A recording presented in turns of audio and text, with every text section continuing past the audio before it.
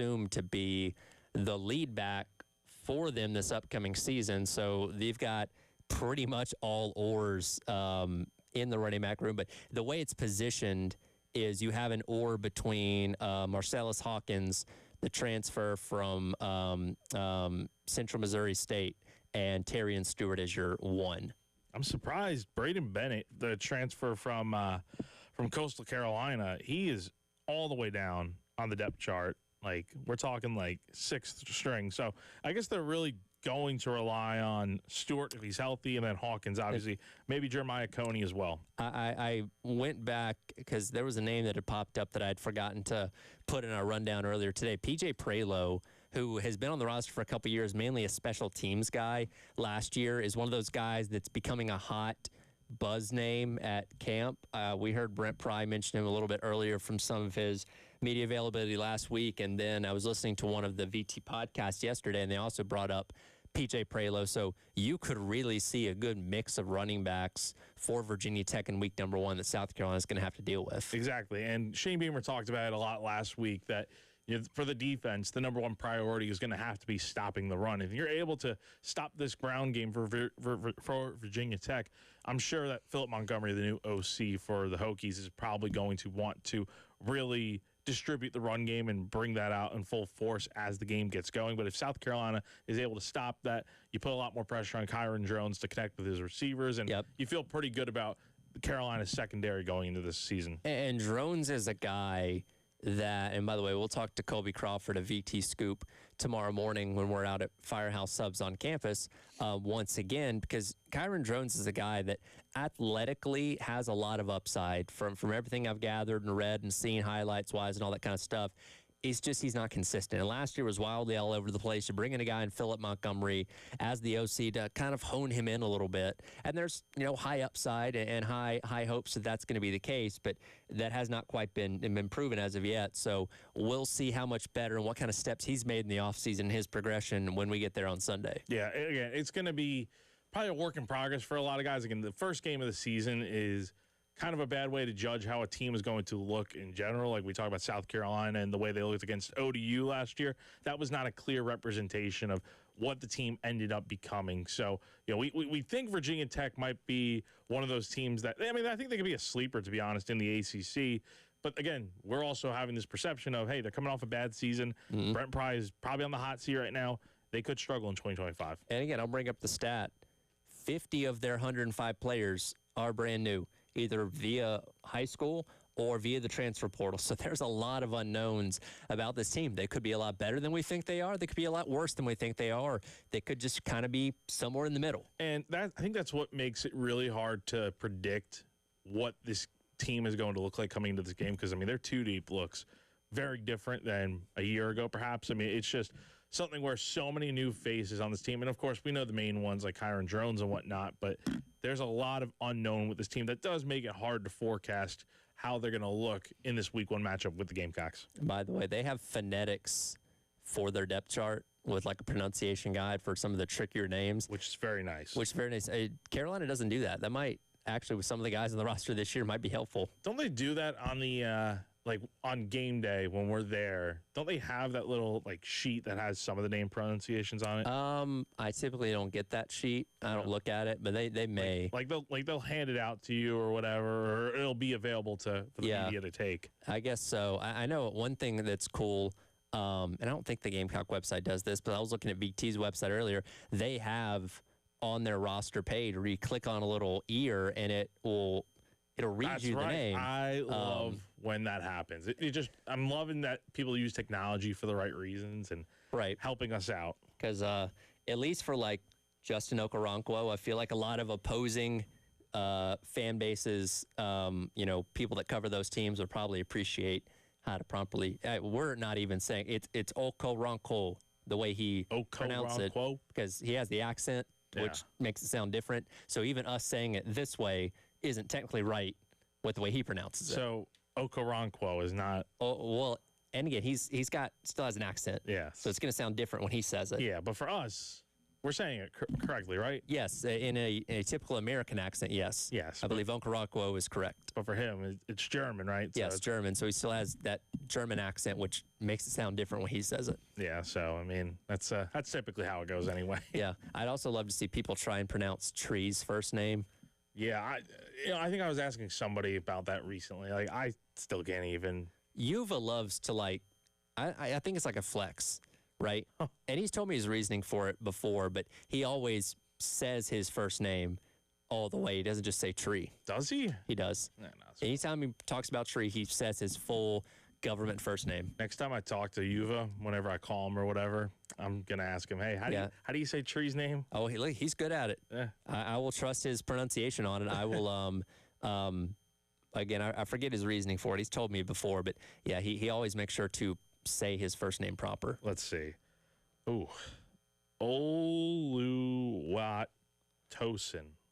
Oluwatosin. Oluwatosin. Maybe. Yeah, I don't. I like Tree better. Yeah, Tree's easier. Tree makes a lot of sense. Rolls off the tongue a lot better. Yeah, absolutely. So there's a little bit of your insight into Virginia Tech's depth chart, and we'll see if Carolinas comes out at some point today, and we'll obviously react to it when that does happen. But of course, the news of the day is Rasul Faison being granted eligibility. How does this change the perception of South Carolina this season? And we'll discuss that coming up next as the halftime show rolls along. He is Jack Feltry. I'm Tyler Head. Captain Dave on the other side of the glass on your Tuesday on the game.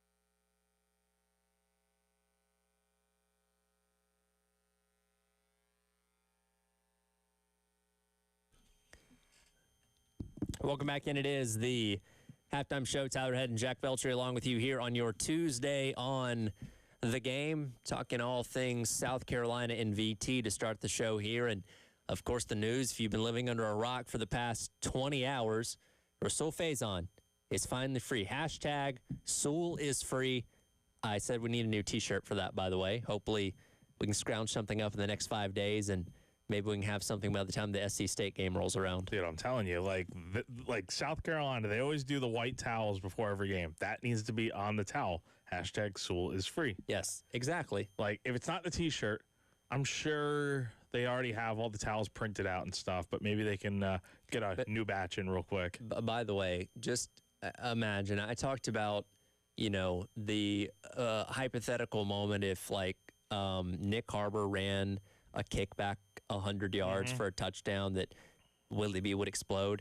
Let Faison in the first home game against SC State bust off like a 60, 70-yard touchdown run.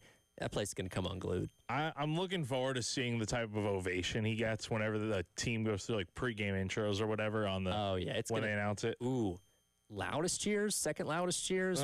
What are we thinking? I think because of how long this has been dragged out, I think he gets the loudest cheers, especially if he's coming off a really good game in week one. Like, let's say he just has runs for 100 yards, 2 touchdowns.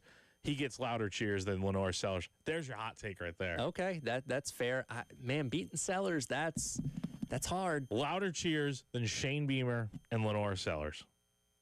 Did they introduce Beamer though on when they do the starting lineup? I don't think they say Beamer, right? Maybe they don't do. I know they do for baseball. I know they do for basketball and women's basketball, but I don't recall if I know they go through the offensive and defensive starters because they don't really announce the name either. It's the hype video and it goes from guy to guy to guy. Yeah, but there's nobody saying and your starting quarterback Lenore Sellers. Yeah, I don't know. I can't remember. But anyway, look, I think Faison, whenever they flash him on the video screen or whatever, it's gonna be.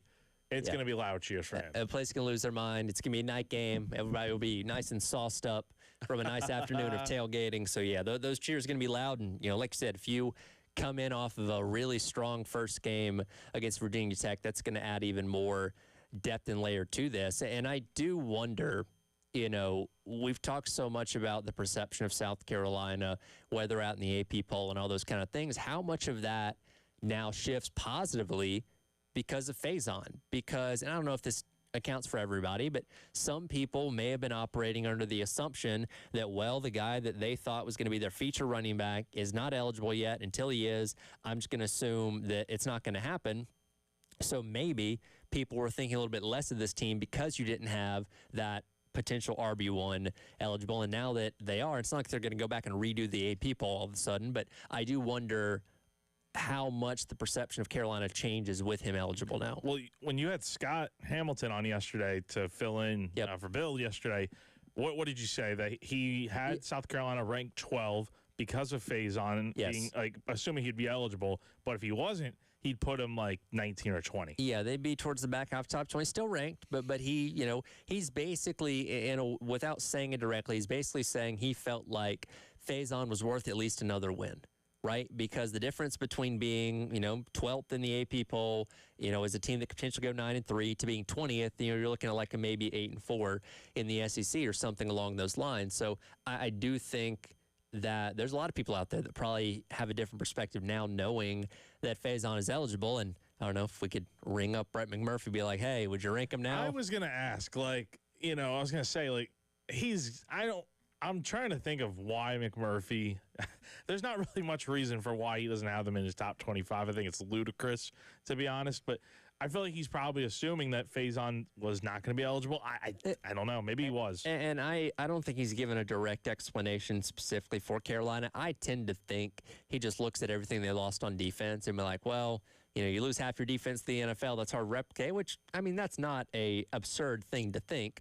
But I think he's operating under the assumption that the defense is going to take a significant step back this year. And if they do, that could be a bit of an issue for South Carolina. But, hey, having someone like Faison on the offense should give you a good opportunity to look at the season where, okay, the defense might not be great, and even if they aren't, your offense could potentially be the one that wins you a lot of football games this year. Are you concerned at all about the translation of skills from the Mountain West to the SEC? Does that concern you?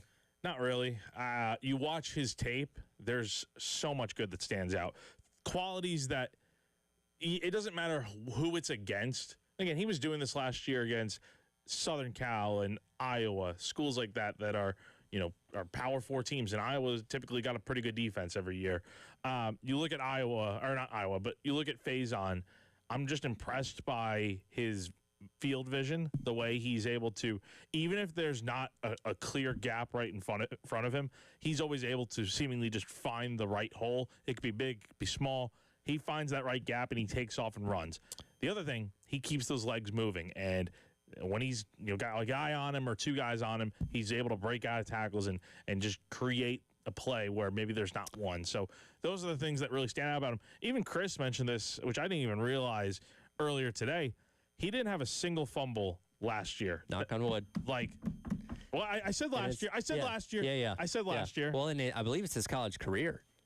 So he didn't have fumbles the year prior. He didn't have one in 2023 either. I know it's tough to find like JUCO stats, but I don't believe he had any there either. So he's coming into Carolina as, again, knocking on wood once again, that he's not fumbled. But for a team that had so many issues with fumbling the ball last season, like I was just randomly, I was watching Faison highlights last night, and then I randomly scoured YouTube watching Sellers and other South Carolina highlights from last season just to get myself back into that football mood. And I was just so dumbfounded by how many times this team fumbled in critical spots, like the Clemson game. I forgot that one on the first drive where he has that great play. But there were so many you forgot about some. I seriously forgot about the Clemson one. Yep. I'm like, how does this happen where they have all these fumbles and stuff? Where I think Sellers himself had 10 and lost 6. But the point is, having someone like Faison that does a really good job of taking care of the football, that should lend itself well to South Carolina and trying to minimize those mistakes. And I'm going back to my question a moment ago. I'm not worried about that skill translating. Again, we've seen Oscar Attaway come up from North Texas and do fine. Mario Anderson a couple years ago was fine even with a bad offensive line. Could have been better, but he didn't have a lot of help in terms of blocking and stuff like that. And missed tackles is something that is not something you can teach, right? You either have that ability or you don't. And he was the 8th, talking about Russell Faison, 8th best in the country last year in terms of breaking tackles. Of course, Ashton Genty far and away was the best at that, but to be in the top 10 of that category of all running backs is something that's certainly worth noting. And going back to his 2 years at Utah State, you mentioned the Iowa game where he ran for seven carries, 59 yards. That was his debut for the Aggies out there at Utah State. And then last year, when you look at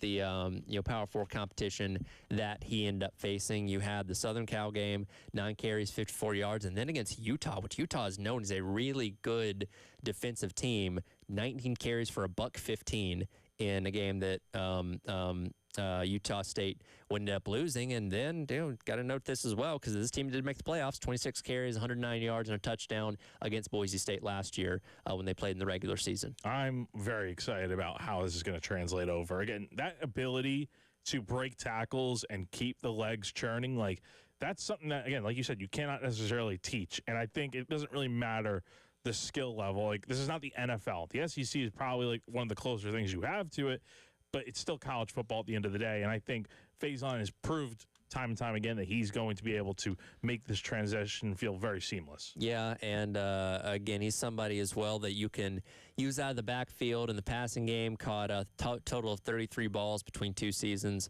in his time at Utah State, so some variety there, including a couple of explosive plays. So it's going to be interesting to see how Mike Shula, and again, the plan's already been in place. You're just waiting for the eligibility. It's going to be interesting to see how Mike Shula views his abilities as well as the other guys in the running back room and puts them in use for his offensive plan. And we'll hear from Mike Shula and Clayton White on Thursday. So that'll be something that definitely gets asked about, because it is interesting. How does South Carolina view the running back room now that you have Faison? Because obviously they were preparing to, potentially not have him, but also keep him ready just in case.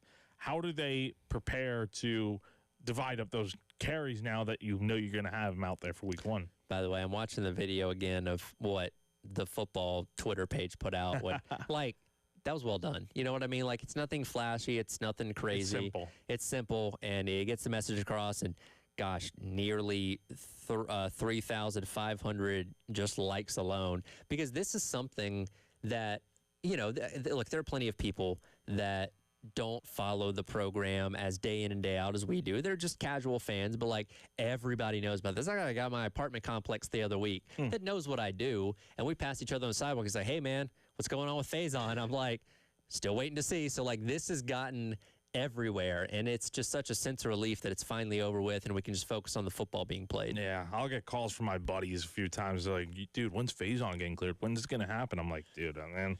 Wish I knew. I wish I knew, but now we do know. So I'm happy that he's finally cleared, and rightfully so. Yep, looking forward to that. And, you know, having a good running game helps out your quarterback tremendously, especially a guy like Lenore Sellers. I would say he's not under the most pressure of quarterbacks going into week number 1. Under pressure, but not the most. We'll dive into some quarterbacks that are under a ton of pressure to perform in their debuts for their respective teams coming up this weekend. Up next as the halftime show, Tyler had Jack Beltry, Captain Dave, along with you on your Tuesday on the Game.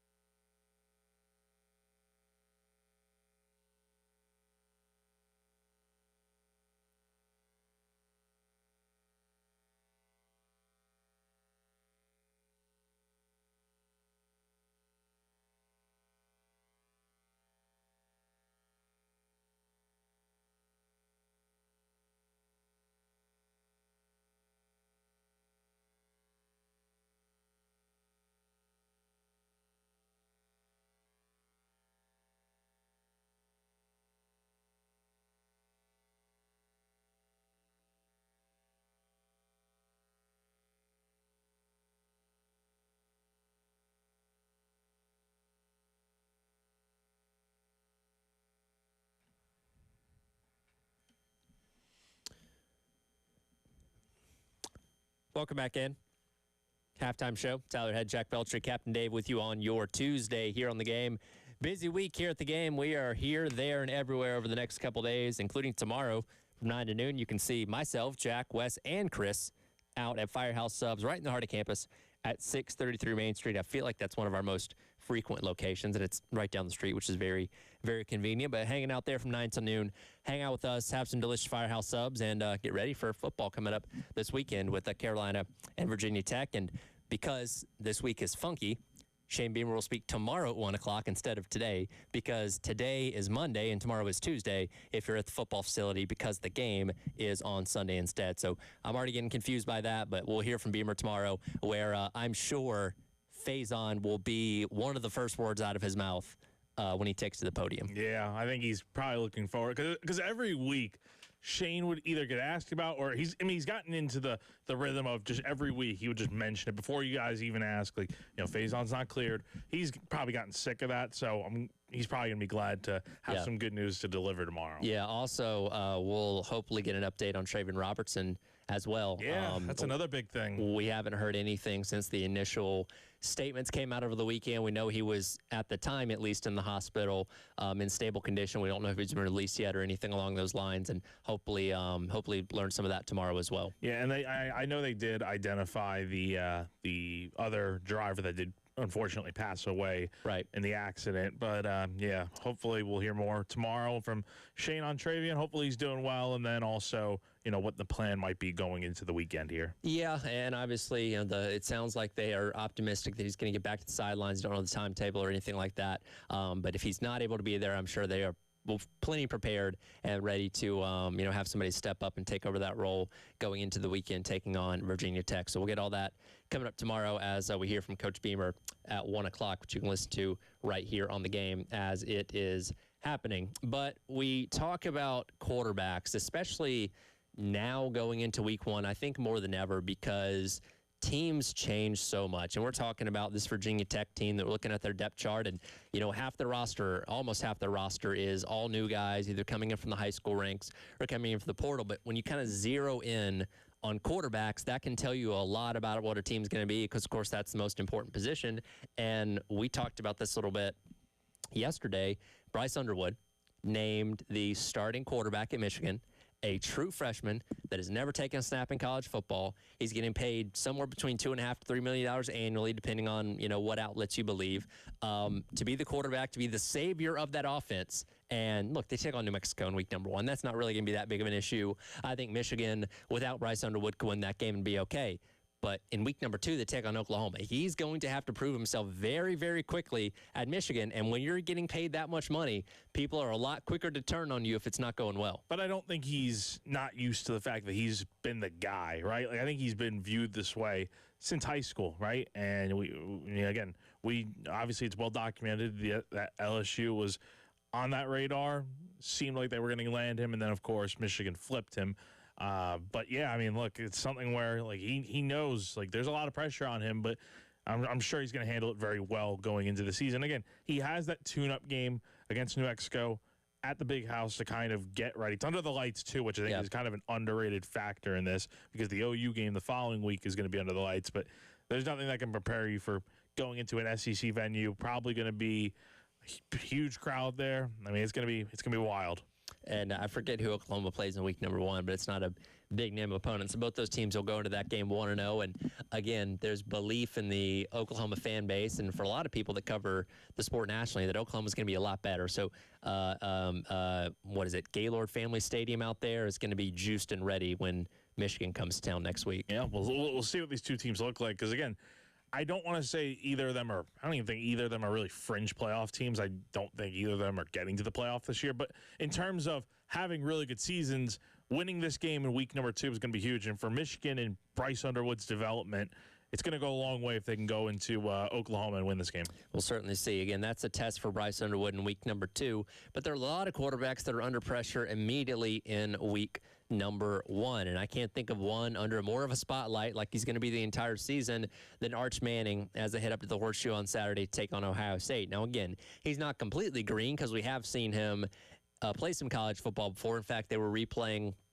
the Texas A&M game on the network a little bit earlier on today, and he scored a rush touchdown in that game, which I had completely forgotten about. But he's somebody that got mixed in throughout the season, even started a couple games when Coon Ewers was banged up. So he's not completely new to everything, but this is his first, how can I phrase it, big boy start of his college career, and it couldn't have come against a tougher team in the defending national champion Ohio State Buckeyes. It's going to be huge. And much like Bryce Underwood, I mean, Arch Manning, we've heard about him for years now, and obviously there's so much weight that comes with the Manning name. And obviously being at Texas he's been at Texas, this is his third year now, right? He's redshirted, he's waited his turn. I think this is probably it's got to be one of the more anticipated, I don't want to say debut because he has played a little bit before, but his first year as a starter, that debut game against Ohio State, not prime time, but noon, Fox. I mean, it's going to be. I wish it was prime time. Yeah. That seems to be more fitting for a game like this, but Fox is going to Fox. Yeah, so, we'll see if anyone can really watch the game on. Yeah, I was going to say, you might not be able to see that game. You might have to go to an establishment or bum somebody's login. Yeah, go on one of those illegal streaming sites. But, yeah, look, I mean, for Arch in this game, I mean, the weight of the world's going to be on him in this game. But I think he's done a pretty good job of handling it from everything I've seen, and I'm looking forward to really seeing this debut. And so much of this focus has been on Arch Manning. We're not really even talking about the quarterback on the other side, and Julian Sayin, who was just recently announced as the starter for Ohio State. Think about the pressure that he's under. He's taking over the reins of the defending national champions. He's got two of the best wide receivers in college football in Jeremiah Smith and Carnell Tate to catch passes from them, but still, you got to get the ball there. You got to make the right decisions. You got to not hold on to the ball too long. And this is a guy that was committed to Alabama, went to Ohio State after Nick Saban left, but he's not played I don't think he's played any snaps at all, let alone any meaningful snaps in his college career, and boom, take on Texas and what could be one of the best defenses in all of college football in week one. Yeah, it's going to be really interesting. I saw some of the Texas players. I think one of the Texas players posted on their Instagram story the picture of Julian Sayin when he was announced as Ohio State's starting quarterback. And, I mean, look, Texas, this is going to be a very... How do you feel like this is going to go? High scoring, low scoring, defensive battle? I feel like it's going to be somewhere in the middle. I look at like a 24-20 type of game. I don't think it would get into an absolute shootout in the 40s. I also don't think it's going to be like a slog where like first team to 16 points wins. I think you're kind of in that happy medium of like 24 to 20-ish points. Yeah, I think we get somewhat of a defensive battle in this game. And as we're talking about Ohio State, Ryan Day is on the Pat McAfee show right now. But look, is there ever a coach that looks more exhausted than he does? You can just see the bags under his eyes, man. It's just like he looks like he's gotten no sleep. But I'm sure he has as a college football coach who still has a lot of pressure on him just because he hasn't beaten Michigan in forever since, 2019 we were saying earlier? Yeah, because they didn't play in 2020. So, yeah, he has not beat them since 2019. Yeah, so.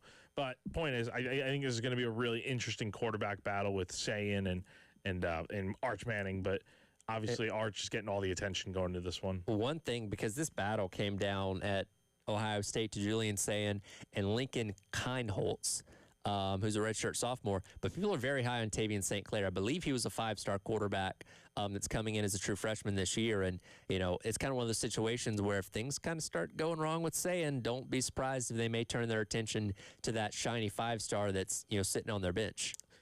I don't know. I mean, I could totally see that happening, but the magnitude of this game, I mean, obviously Ryan Day has come out publicly saying that Sayin is the starter. I think you roll with him for this game. I think you just roll with him, and then Ohio State will obviously have their easier games coming up in the weeks to follow before Big Ten play gets going here in a few weeks. But yeah, I'm really intrigued to see what Sayin is all about, because obviously he was at Alabama. He was, yeah. He was only there for a few weeks before Nick Saban retired, and then a lot of players, Caleb Downs obviously transferred from Bama to Ohio State as well. So, I mean, it's going to be intriguing to see how he looks. Other quarterbacks under pressure in week one. We'll hit that coming up next, including what might be the best quarterback battle, maybe of the entire year, happening in the upstate in week number one as well. That's next. It is the halftime show. Tyler Head, Jack Beltry, Captain Dave on your Tuesday on the Game.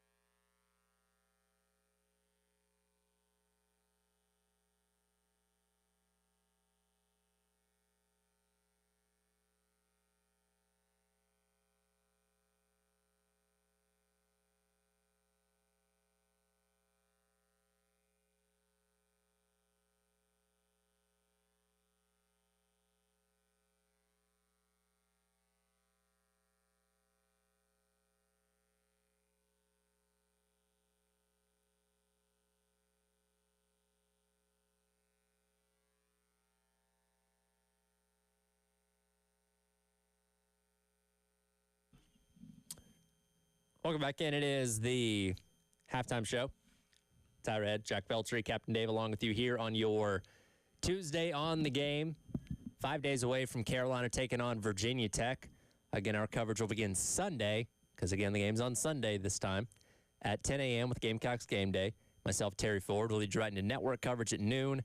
We'll lead you right up to kickoff at, I say 3. It's going to be like 3:10. In fact, our countdown clock is accounting for that.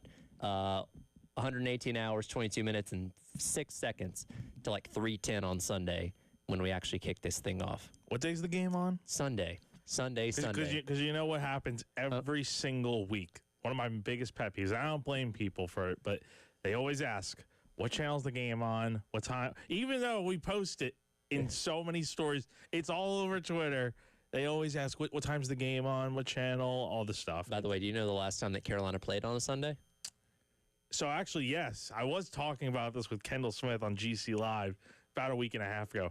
2016, they played Georgia on a Sunday. Yep. And if I'm not mistaken, again, I was not living in Columbia at the time, but there was that flood that really ruined Columbia, so they had to push the game back. Yep. Game was played on Sunday at 1. I remember it was very weird watching college football and NFL simultaneously at the same time. It was like, what, an afternoon game at Williams-Brice Stadium? It's like a 1 o'clock kick. And for some reason, I thought 2015 against LSU was the game they moved to a Sunday, but that was they were supposed to play in Columbia. Yeah, but they moved it to Baton Rouge. That's right. So so South Carolina playing on Sunday. South Carolina's playing on Thursday a lot of times before, especially during the Spurrier era. So and looking up how many times they play on Sunday, it's very rare. I think the last Thursday game would have been SC State. Yeah, and that wasn't supposed to be 22. And that also moved because of weather coming in that weekend. Yeah. So I don't think anybody would look at this week 1 game between Lenore Sellers and Kyron Drones as like an elite quarterback matchup. Obviously, Sellers doing a lot of heavy lifting there, but there are plenty more notable matchups Carolina's going to have as the year goes along. And 2 of the quarterbacks they're going to see this year are LSU's Garrett Nussmeier and Cade Klubnik of Clemson. Well, those 2 guys are going to face off against each other this upcoming weekend in what might be one of the best quarterback battles of the entire season. And both those guys, I mean, you're fighting for the early Heisman lead. I feel like at that point in time, the early nod of who can maybe be the number 1 overall pick. There's a lot on the line in the Upstate on Saturday. It's going to be a big one. That's probably my most anticipated game on Saturday that I'm looking forward to watching. Like, that is going to be a really good one. And personally, I think Clemson's probably going to win that game. But Nuss obviously came back for this final year, got a really good receiving corps to work with, really good team all around. But Cade Klubnik did so many good things last year for Clemson, really developed overall, like from week 1 to the final week of the year where he's playing South Carolina and stuff. Didn't have his best game, but I mean, you look at his rushing ability. I think that's something that people probably take for granted a little bit when they think of him. I mean, he can definitely run the football.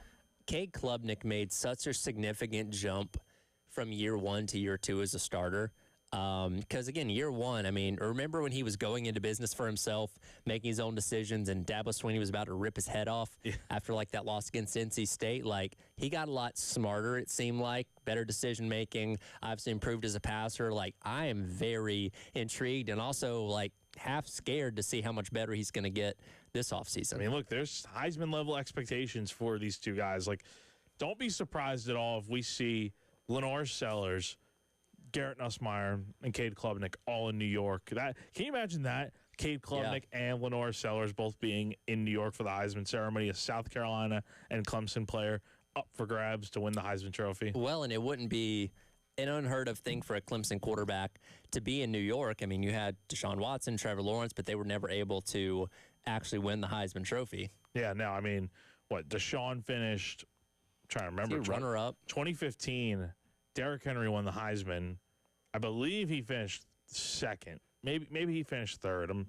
Christian McCaffrey, I think, finished 2nd that year. By the way, I still contend Christian McCaffrey should have won the Heisman Trophy.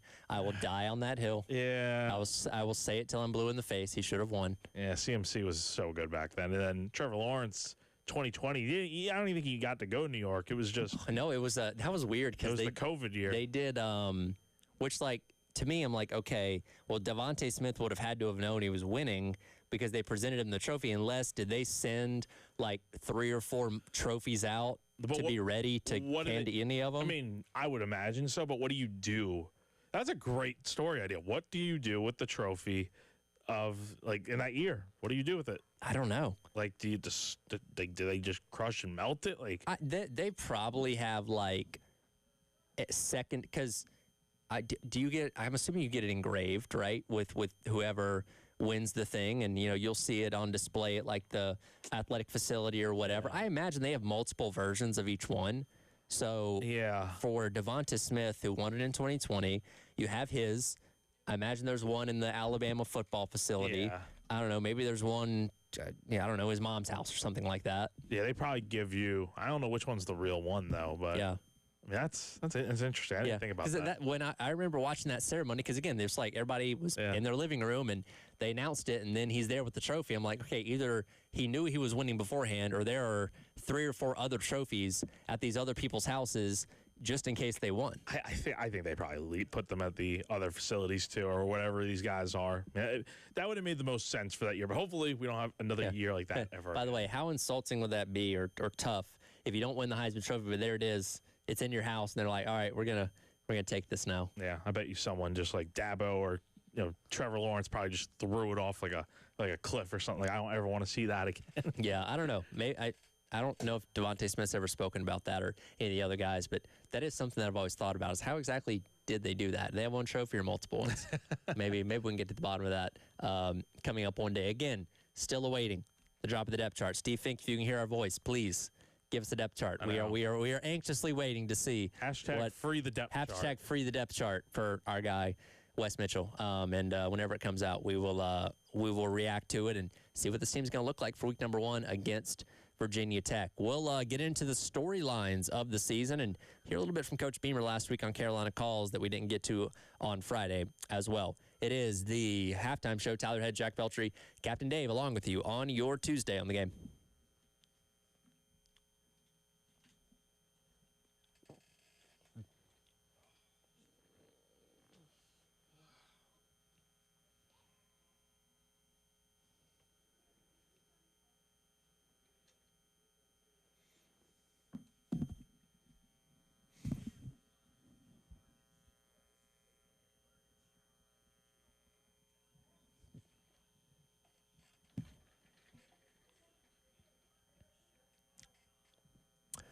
Tyred here for our friends over at Old Timey Meat Market. Football season is quite literally just days away from starting, and whether you're heading to Atlanta for game number 1, waiting till game number 2 over in Columbia, or you're just going to be hanging out and grilling at home with your friends and family, you need to get on over to Old Timey Meat Market and make sure you stock up on everything that you need to make your tailgating or home gating experience perfect.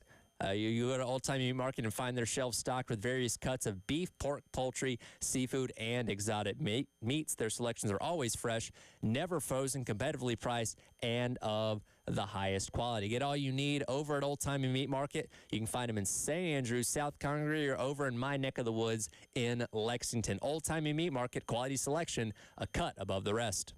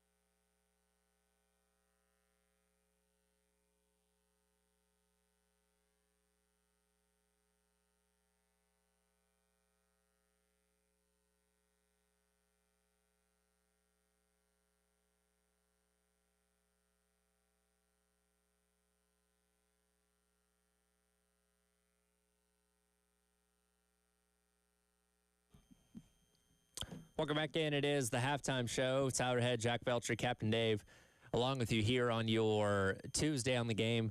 We're apparently missing out on all the fun. So for those that don't know, we're redoing our space outside the studio here. And part of the renovations include replacing the carpet, which the carpet out there is all in little squares. I don't know, by 3 foot by 3 foot or something along those lines. So our staff is having a carpet pulling party right now.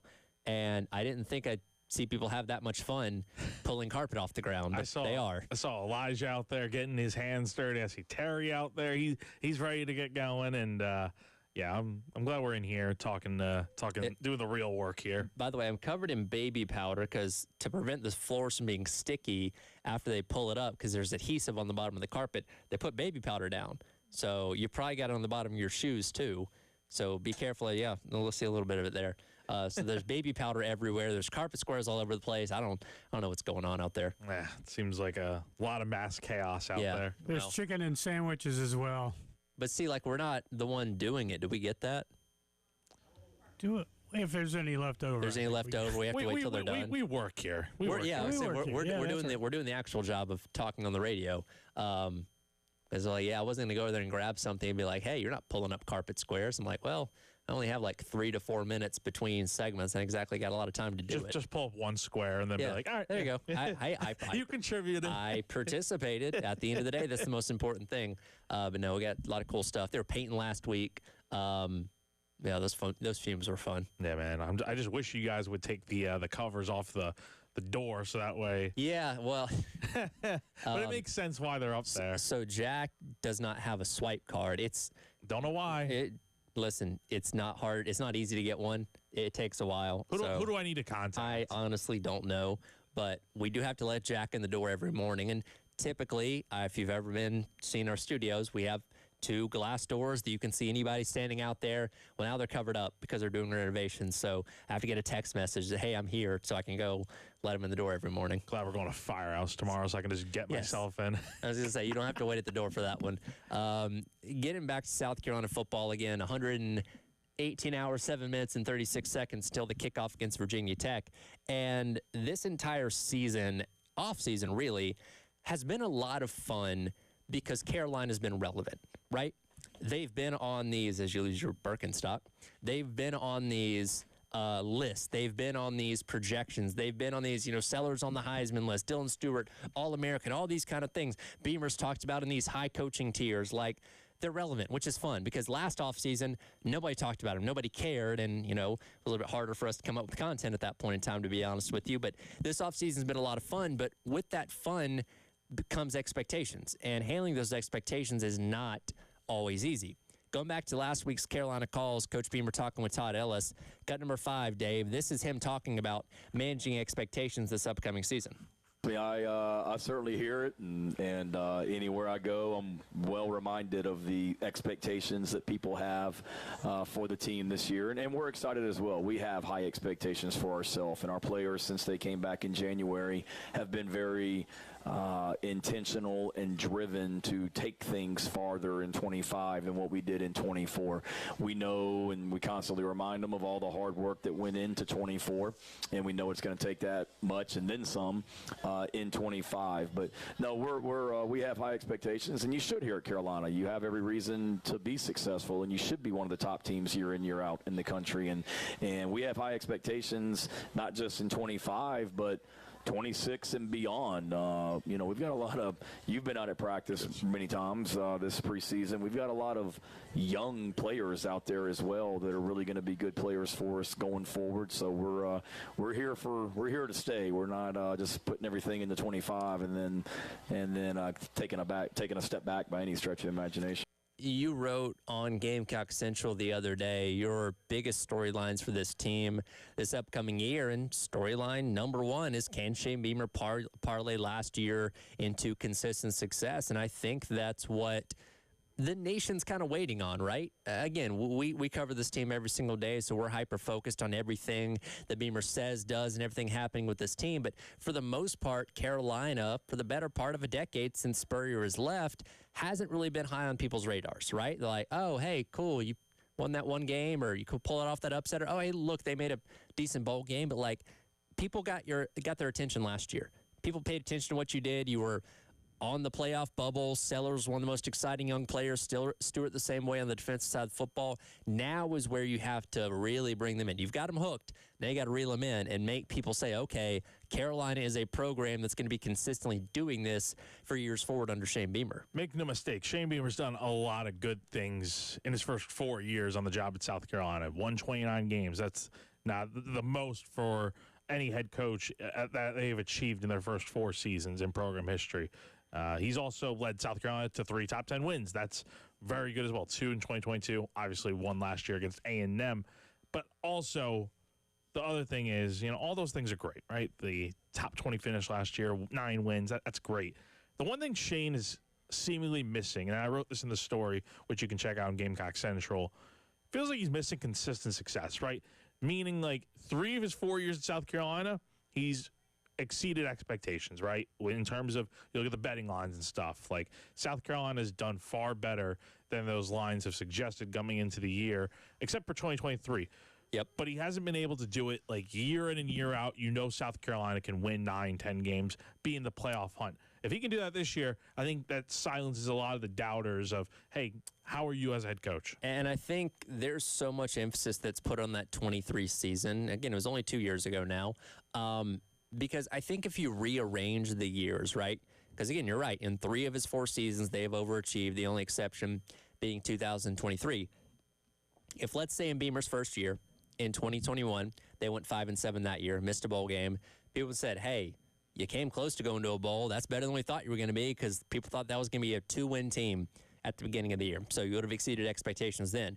Then let's say you went 7-6 the next year, and people say, hey, wow, moving in the right direction, made a bowl game, that's great. Then you have the 8-5 year in 2023 instead, continuing to move up, another game added to it, better bowl game in the Gator Bowl and whatever. And then last year you go 9-3, then everybody would saying, wow, every single year this program has stepped up. And people, I think, would be penciling in and saying, well, they're definitely going to win 10 games this year because you're following the trend of getting better year over year over year. It's that 5-7 being right there in the middle that I think throws people off. Like, I think the expectations were set so high going into year 3 because, like you said, of what they did. They overachieved by a wide margin in that first year back in 2021. Then 22, obviously had the 2 upsets over Clemson and Tennessee to end the year and finish with 8 wins. But, yeah, I mean, look, 2023 was definitely a disappointing year.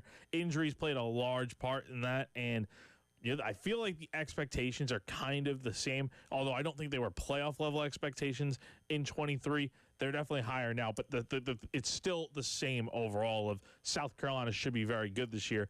Now we just got to see if Shane Beamer and this team can live up to that. Yeah, nobody outside of the football facility across the street was putting playoff expectations on any of these teams that Beamer's coached. And, of course, you're inside that building, your expectations, hey, we're going to go out there and win every game and be national champions. If you're not striving for that, then what are you doing? You should always shoot for the stars. But this is the first time that I think realistically the expectations that they have over there and what people have outside of the walls of that program finally match up. People say, yeah, you should be a team that make the playoff. Yeah, you could be a team that really goes out there and, can beat anybody this upcoming year. And again, that coincides with what they're thinking over there, and hopefully it's true on both fronts. When the bar has been low for South Carolina football, that's typically when Shane and this team have done pretty well. Like, you go back to year 1, I'm trying to remember, I wrote a story about this a few weeks ago on the odds makers and the betting lines. I think they were set at maybe 3.5 wins in 2021, and obviously they won 7 games. The year after that, I think it was like maybe 5.5 wins. They exceeded that by a wide margin with 8 wins. So when the bar is set low, like I said, South Carolina does really well. When the bar is set a little bit higher, when you give people hope, South Carolina in 2023 did not live up to that. And I wonder what would have happened if everyone stayed healthy and stuff. I think things would probably be a little bit better, maybe make a bowl game. But that's the one thing we've yet to see is how does South Carolina perform when the lights are bright and people have those expectations? Because they're not the underdog this year. They're not, and that's something they've consistently been able to say as your rallying cry. And nobody believes in us. Look, they think we're going to win 5 games and miss a bowl and all that kind of stuff. You've constantly been, at least in your mind, fighting this uphill battle of proving people wrong. Well, now everybody's like, outside of the McMurphys of the world, I don't know, maybe that's motivating enough, but now everybody's like, no, yeah, we think you're good. We like, you've got a great quarterback. You've got a great edge rusher. Like, you guys should actually accomplish your goals this year. Like, you got to find a different way to motivate the guys, which I don't doubt Beamer can do because he's a player's coach, right? Communicates well. I think the players relate to him really well. So he's going to find that message. I don't know what that sounds like, but I'm sure he's figured it out already. Yeah, no, definitely. I mean, he will use something as motivation for these guys. And I think that motivation, it's not even so much in like people are doubting them and stuff, which there's always going to be doubters out there, like the Brett McMurphys of the world that don't think they're going to be very good this year. I think more so it's, hey, look how close we were to getting to the playoff last year. We brought in new guys. We may have a different looking team, but we're still one step away from being on the cusp of making the college football playoff. Which, to be fair, for Brett McMurphy, he did have them in his others receiving votes category, which would have put them anywhere between 26 and 40. So it's not like he's saying, well, Carolina's going to be the 90th best team in the country. He thinks they will be good. He just doesn't think they'll be great. But still, I mean, we're basing it off of coming into the season. We're not supposed to base it off of how they're going to do by the end of the season. Like, coming into the year, South Carolina is unequivocally one of the top teams in the country, I would say. Yeah, and you're in a situation where the shoe's kind of on the other foot because if somebody beats you, they've upset you. Exactly. Then they might storm the field on you. You're going to Vanderbilt. Kentucky's going to be here. You're going to Missouri. Like, yeah, Vanderbilt will be if here. you trip up in or Vanderbilt's going to be here, sorry. If you trip up against, like, Missouri, people will be like, oh, my God, we upset South Carolina. If and Missouri I wouldn't put it past them to do that either. I wouldn't put it past them because at that point, if South Carolina does how they're supposed to do, we think, they'll be undefeated going to that game. I mean, top 10 in the country, I could see it. By the way, speaking of field storing, given the fact that you've now done it 3 times in the Beamer era, you did it last year against A&M. You did against Tennessee. You did against Tennessee 3 years ago now. Is there any game this year outside of beating number 1 that would warrant a field storming? Clemson. That probably. Finally beating Clemson at home. And I think Clemson, I'll tell you what, I think Clemson probably would be around that number 1, number 2 range. Like, there's a very strong chance that could happen. If they beat LSU, they're to be. I don't see them losing the ACC, so it's very much possible. They might trip up once, maybe. Maybe one of those road games where you have to go to Georgia Tech week 3. That could be a tricky one. They got a Friday night at Louisville. That could, like. It's not easy. I lean towards them being unscathed in ACC play, but again, you can always trip up on somebody. Exactly. But they are going to have, I feel like, no less than probably 10 wins going into that game. Yeah. If nothing else, a top 5 team. Exactly. So I think that's probably the only game I could see South Carolina storming the field for. But again, they shouldn't be storming the field because they are that team now. Yeah. Again, when you start winning regularly, beating ranked teams is like, okay, that's what we're supposed to do. Like if they're 5 and 6 going into that game, like they were 2 years ago against Clemson, different story. Sure. But again, this is one of the better teams in the country. They should be in no position to have to storm fields this year. A lot of football to be played between now and then, and off the heels of week 1 of college football, you get the NFL season starting, and a couple of very notable holdouts finally got their deals done with their respective teams yesterday. We'll dive into that coming up next as the halftime show rolls along. Tyler Head and Jack Beltry, Captain Dave, on your Tuesday on the Game.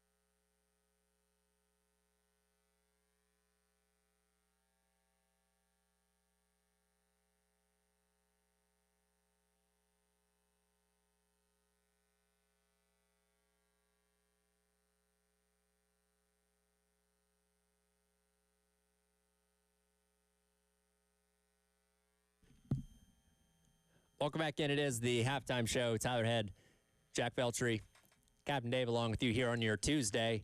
No depth chart yet for South Carolina. However, we do have some breaking news out of the NFL world. I'm glad I decided to scroll Twitter in that last break. I know it's going to upset some people that don't like hearing about this, but Taylor Swift and Travis Kelce are now engaged. And yes, it's going viral already. Yeah, it's again, people are gonna be rolling their eyes about it. But hey, it's big news, obviously. It's big news in sports and football. I guess now when they show her at Chiefs games, the lower third can say Travis Kelce's fiance. I guess. Yeah, so the NFL's already posted about on the McAfee show. You got Adam Schefter on here talking about it. So that's how you know it's pretty big news in the NFL. The NFL posted this 13 minutes ago on Twitter. It has already gotten 359,000 views, almost 5,000 retweets, and 21,000 likes.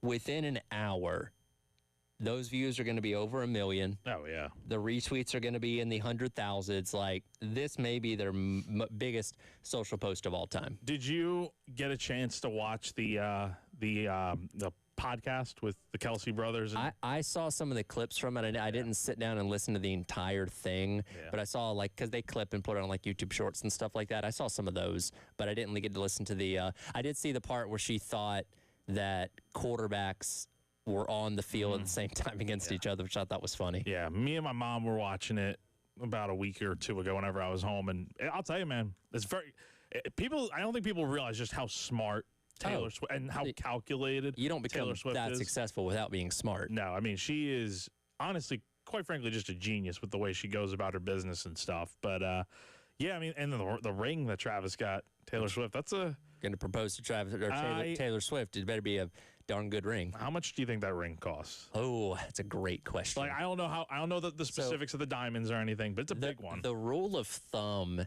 is like what, Dave? Is it like is it a 2-month salary? Is that, it says 2-3 month salary? Is that the rule of thumb when it comes to engagement rings? According to the Diamond Council of America, yeah, that's something like that. Okay, I don't know if mine was that expensive. I spent a decent amount on it, but I mean, God, when you're talking about a multimillionaire and Travis Kelce, like you can afford to go. It's got to be. Out. It's got to be in the millions, right? And for Taylor Swift, you know, she. But also, this is the same woman who wrote a song called "Paper Rings," where she would just take a paper ring from her ex-boyfriend back in the day. No, so it's not a paper ring, that's for sure. So no, it's definitely not. We've talked enough about Taylor Swift. We'll move on to other things, but that was breaking news, and we felt that needed to be shared. So all of you out there that thought you might still have a chance with Taylor Swift, well, that market is officially closed. Yeah, and I posted it on the Insiders Forum because I'm sure our message board people are going to. Oh yes, please let me know how that goes. Yeah. So the first comment. Prenup thicker than a Chinese phone book. Oh my goodness! So wow. it's gonna be bad over there. Yeah. So have fun with that one, and I'm sure there'll be some fun comments there coming up in a little bit. Any updates on Haley Steinfeld? She's still married to Josh Allen. Yeah. I don't think. Hey, they're a good couple, Captain. I don't think they're breaking that off anytime soon, Captain Dave. So is Sydney Sweeney's still engaged, right? I don't think so. I think her and her fiance. Dave, there you go. There's your in. Oh boy. Or Sabrina Carpenter's still single too, right? Yeah, she's single. So. Heck yeah, there you go. Selena Gomez is taken, right? Selena Gomez taken by Benny Blanco. They're engaged. Which, hey, I feel for you, Dave. I understand. Yeah. All right. We're not TMZ here. We're not. We'll get back to the actual football stuff. What I was planning on talking about in this NFL segment was a couple of pretty notable deals getting done yesterday at respective camps for the Washington Commanders as they got their deal done with Terry McLaurin, who obviously has been with the team for a while, been holding out, wanting to get more money, and they have now signed him to a 3-year extension worth up to $96 million, and he'll be available for their season opener against the Giants coming up next week. He'll also receive a $30 million signing bonus as part of the deal as well. Yeah, I figured this would eventually happen. Again, as we'll talk about with some of these other contracts, like Micah Parsons, that is still ongoing, those discussions and whatnot, but McLaurin was activated off the PUP list on August 16th, so that felt like a step in the right direction. And I'm glad to see that these two sides get the deal done because, look, the Commanders need him, and I think McLaurin needs the Commanders as well. Yeah, and again, he was Jaden Daniels' favorite target a year ago, and a big part of why that team was as successful as they were. And for a guy like that's been around the organization for a while and seen a lot of downs, to say the least, to be a part of the organization on the up and up and potentially be in a position to make another run at the NFC Championship game this year, you would want to see him continue to be a part of that. They got the deal worked out. Jaden Daniels got his favorite target. We're going to see him play with Deebo Samuel, which I'm excited to see because that just makes that offense all that more fun. Yeah, I mean, it's going to be really exciting. Now, I also think, look, the preseason's over now, but I would imagine Terry's going to be good to go for week 1 here. And I don't know if we could say the same thing about Micah Parsons. Yeah, the Micah Parsons thing, because they played their last preseason game against the Falcons on Friday. He fell asleep on the trainer's table. Oh, my gosh. He was saying, like, some Falcons fan was like, "Hey, we'd love to have you," and they're like, "Call my agent."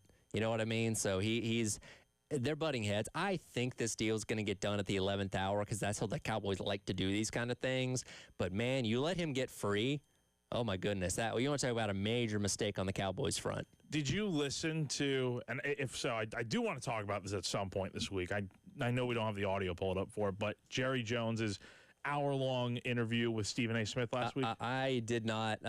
Those are two of my least favorite personalities in all of sports. I don't think I could subject myself to that, no matter how interesting the content might be. Yeah, I sat through an entire car ride the other day. I'm sorry. Well, I thought it was actually interesting. It's because you hear a lot about Micah Parsons and stuff, the new Cowboys documentary and whatnot on Netflix. But, yeah, I think, look, the Cowboys need Micah Parsons, and Micah Parsons, I don't think he necessarily needs the Cowboys, but obviously the Cowboys are going to need him this season. Oh, yeah. No, and listen, things between Cowboy fans and the Jones family are not well right now. And if you let Micah Parsons get away, and he's warranted as being the highest paid pass rusher in the NFL. The numbers back it up. If you let him get away and he goes, and especially if he ends up on like a divisional rival or something like that, it's over. Oh, you're talking about people jumping off the ship of that fan base quickly. Now, one interesting thing that Jerry did say from the interview with Stephen A. last week, he was very poignant about, like, it's a two-person conversation here. It's the GM, the player, and there's no room for the agent. So he doesn't seem to really be fond of Micah Parsons' representation, his agent, and all that. So I'm thinking that this is going to get done, like you said, in the 11th hour. I think that's how the Dak Prescott deal went down, if I'm not mistaken. Maybe it was CeeDee Lamb, one of those two guys. But regardless, I would expect them to be getting this deal done before the season starts. The question then becomes, does he suit up week 1? Speaking of pass rushers, by the way, I also wanted to hit this. Trey Hendrickson finally resolved his contract deal with the Cincinnati Bengals. He'll get a $14 million raise as he'll get his salary boosted to $30 million for 2025 and is scheduled to become an unrestricted free agent at the end of the year, so they at least resolve things. In the meantime, I believe I saw the stat, 70% of the Bengals' money is wrapped up in 4 players this upcoming year. 3 of them on offense, and then Trey Hendrickson on defense. Well, look, you have to pay Joe Burrow. You got to pay Jamar Chase. T. Higgins, I'm assuming, is one of those other guys. You have to pay those guys. I feel like, is this a good deal for Hendrickson? Like, he's getting the $14 million raise, but, for a guy his age, he's in his 30s now, isn't he going to want an extension? Yeah, ideally, and I believe that's what they were trying to work towards. Yeah. But for the Bengals, like, all right, we'll give you 1 year. If you can keep your production up, because the thing, once you hit that turn at 30, that's when everybody looks and all right, you're going to start slowing down at some point. Now, some guys can go on and continue to be dominant players for the next 5 to 10 years, but you just don't know. And I can see, for one, with the Bengals having their money tied up in other places, why they would be apprehensive. But if he can go out there and replicate what he did last season, then he's worth the money. Yeah, it makes it a lot easier to justify at that point. Yeah, absolutely. So we'll see what happens there. A couple of notes from NFL as far as contract disputes. And if you are just tuning in and weren't listening 10 minutes ago, yes, Travis Kelce and Taylor Swift are now officially engaged. So prepare for your wife, girlfriends, daughters to let you know all about that at some point today. Yeah, it's the news of the day. So We'll get into some more NFL stuff on the other side, including I think Shador Mania has officially gone too far. We'll talk about that coming up next. It is the halftime show. Tyler Head, Jack Beltry, Captain Dave on your Tuesday on the Game.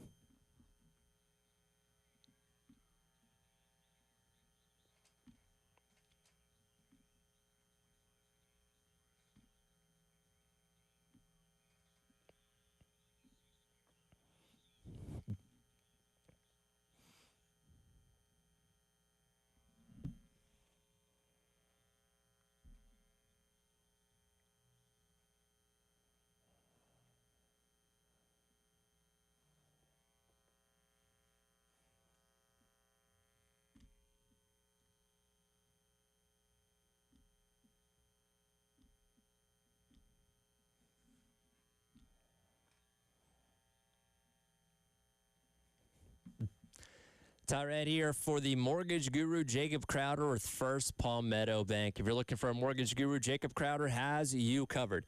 He's helped so many 107.5 The Game listeners and can help you too.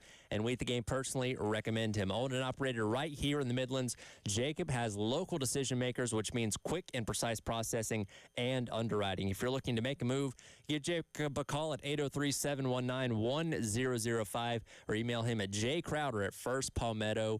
Interest rates have stabilized as well as local housing market, and now is as good a time to buy a house as any. Jacob and First Palmetto Bank have the products to help home buyers, and if you're considering building a home, they have no-nonsense construction loans that fit your needs. Jacob's MLS number is 198432. First Palmetto Bank is a member of FDIC and an equal housing lender.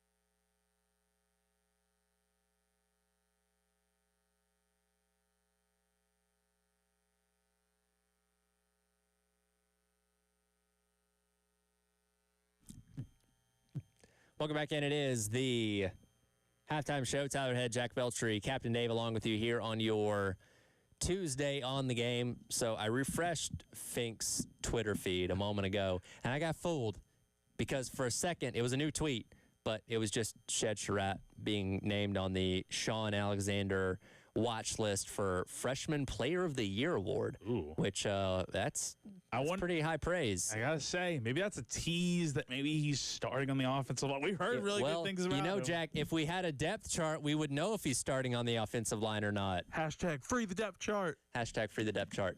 But actually, a very cool honor for Shed Surratt, which again is the latest thing that Fink tweeted about. I feel like it's going to drop to 3:05 right when we get off the air, and we'll have to wait till tomorrow to talk about it. Yeah. Jay, let us back in. Yeah, I know, right? see, Jay and Terry got the Faison news yesterday. Yeah, but apparently they didn't talk about it on air right as it came out. I'm glad you mentioned that. And I want to clear things up for some people because I did see the discourse about that.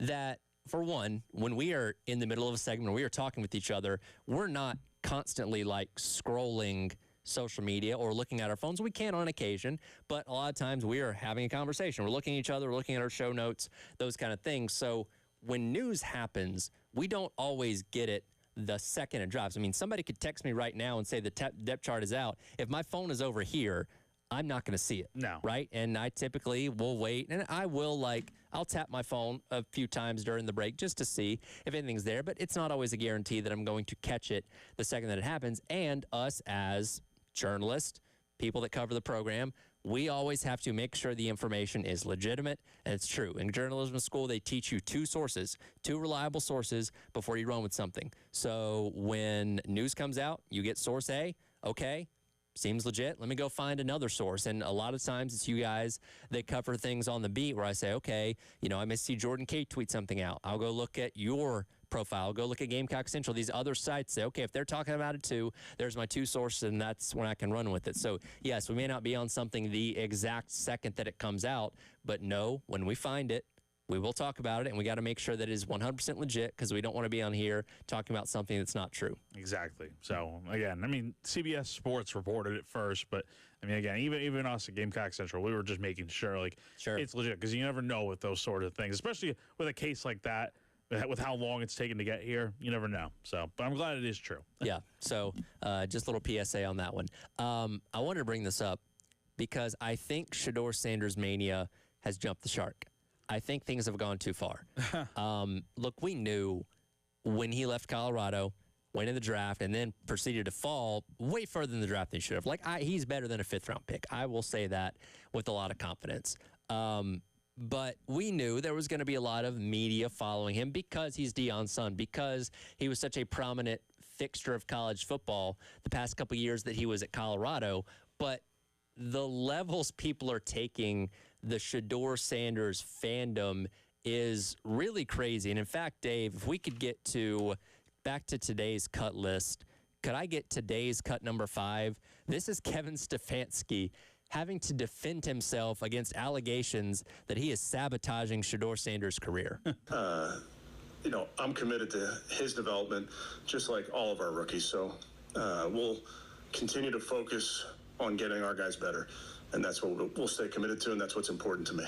Because there's this discourse, because Sanders had a rough final preseason game the other day, took a sack for minus 23 yards because he didn't want to let go of the ball. And there is a lot of people, the Shedeur Sanders defenders, I guess would be the right word to call them, that think that the Browns are trying to sabotage him some kind of way, which this team that drafted him, right?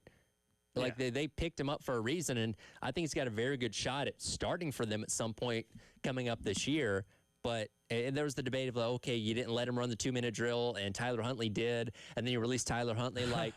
It's a lot of people that aren't entrenched in football as much as we are, that may not understand the elements of what's happening here, but it's gotten really crazy at the end of the day. He has been, he had a very, I'll say this, his outing against the Panthers in the preseason game, first one, when all these guys were hurt and stuff, and he was getting most of the reps, he was great. Yeah, he did good. Now, he was probably doing it against third and fourth strings on what was a bad Panthers defense last year, but it was he was very accurate, hitting his targets, making some tough throws.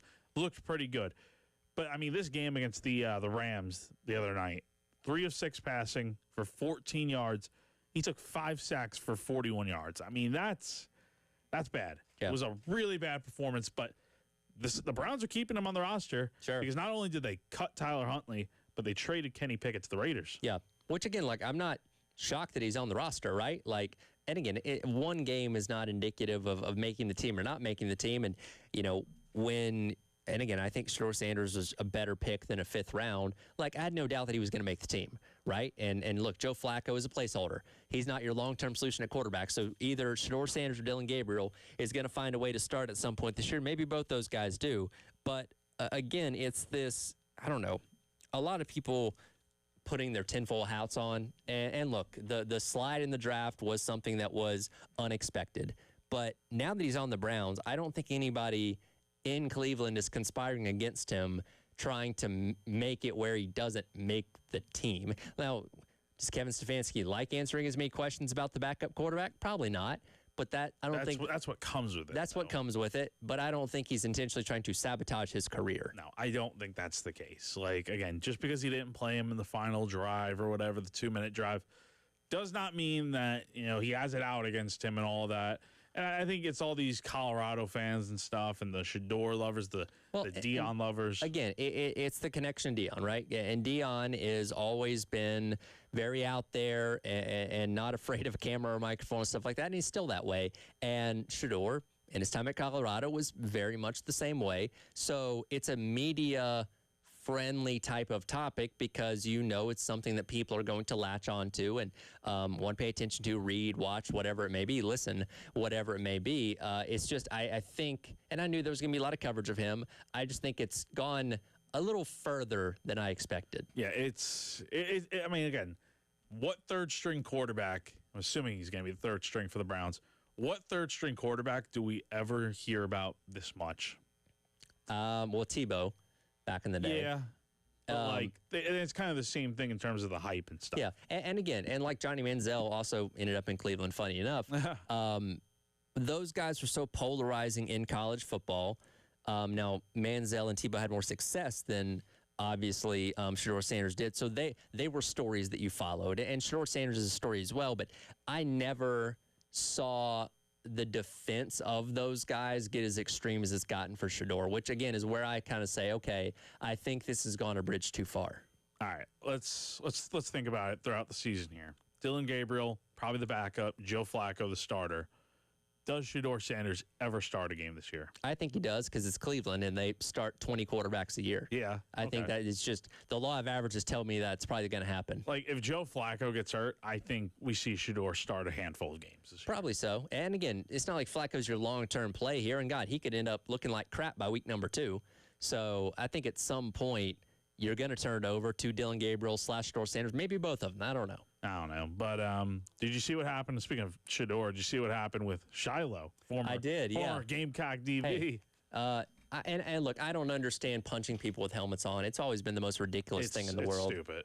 So that's what's going on with the NFL. We'll get back into college football, and if you got YouTube TV, you might be missing some games this upcoming weekend. We'll tell you about that coming up next. It is the Halftime Show. Tyler Head, Jack Beltry, Captain Dave on your Tuesday on the Game.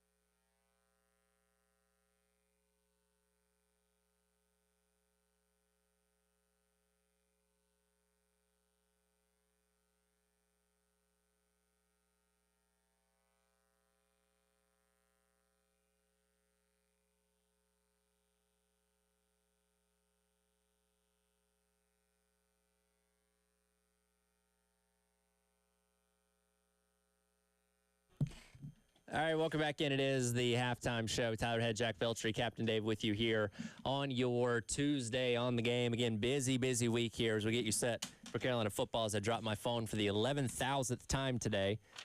Thursday, post-game show with Jay and Terry.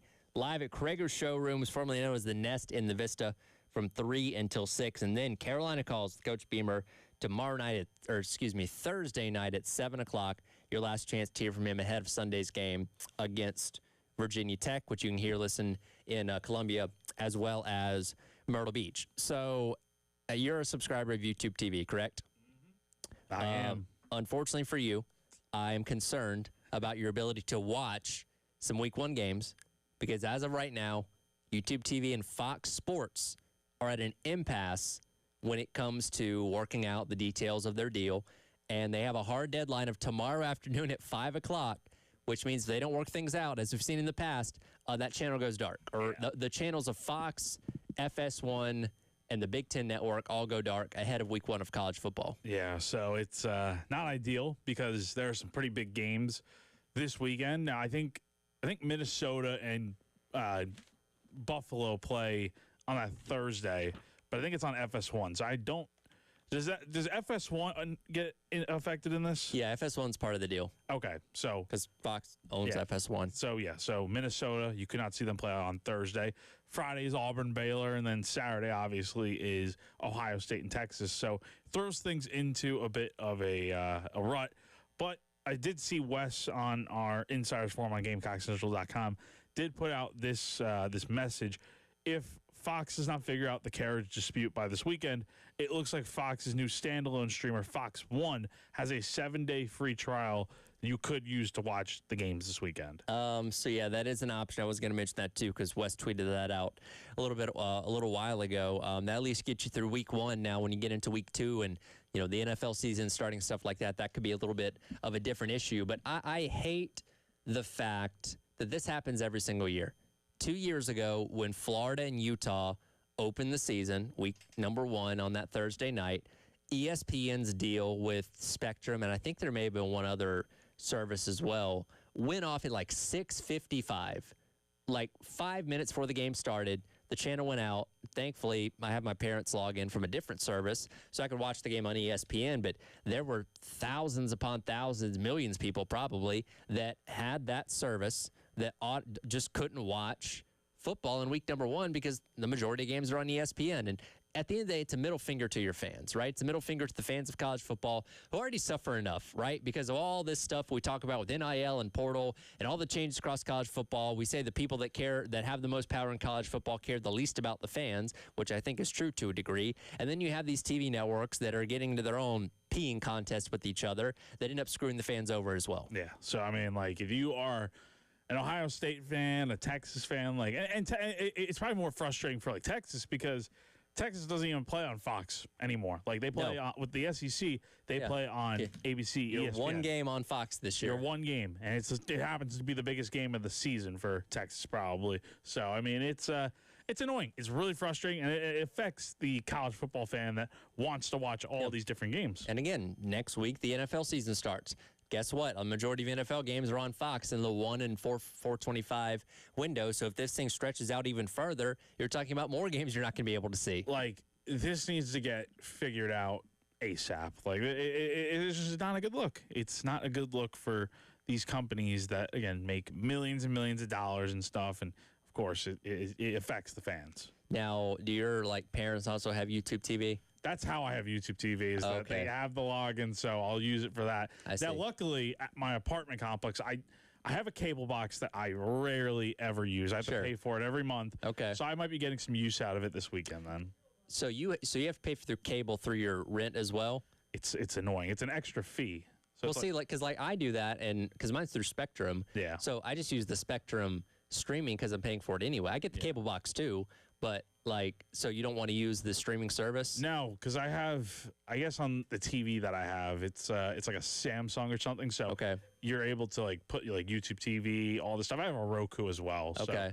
So, and it doesn't do the thing where it's like, oh, you're outside of the home network. You can't have more than one device logged in? Because like it's talking about YouTube TV. YouTube TV. That happens every now and then, where it's like there's too many people on this device. Okay. But not consistently. Because like my parents have Hulu and like Hulu Plus Live TV, but when I try and log in and use the live TV function on my TV at home, then it's like, oh, you're outside of the host network to be able to do this. So I figured all the streaming services did that, but I guess YouTube TV doesn't. You know what's the most? I'm glad you brought that up, though. Netflix has been driving me nuts with that, man. And they said they would never do it, by the way. They said that they would let you share passwords forever. Like, I want to watch this Cowboys documentary on Netflix, but I can't because every single time I try hopping on, even if I have the login info and stuff, I'm not like at the household. Yeah. Like, come on, Netflix.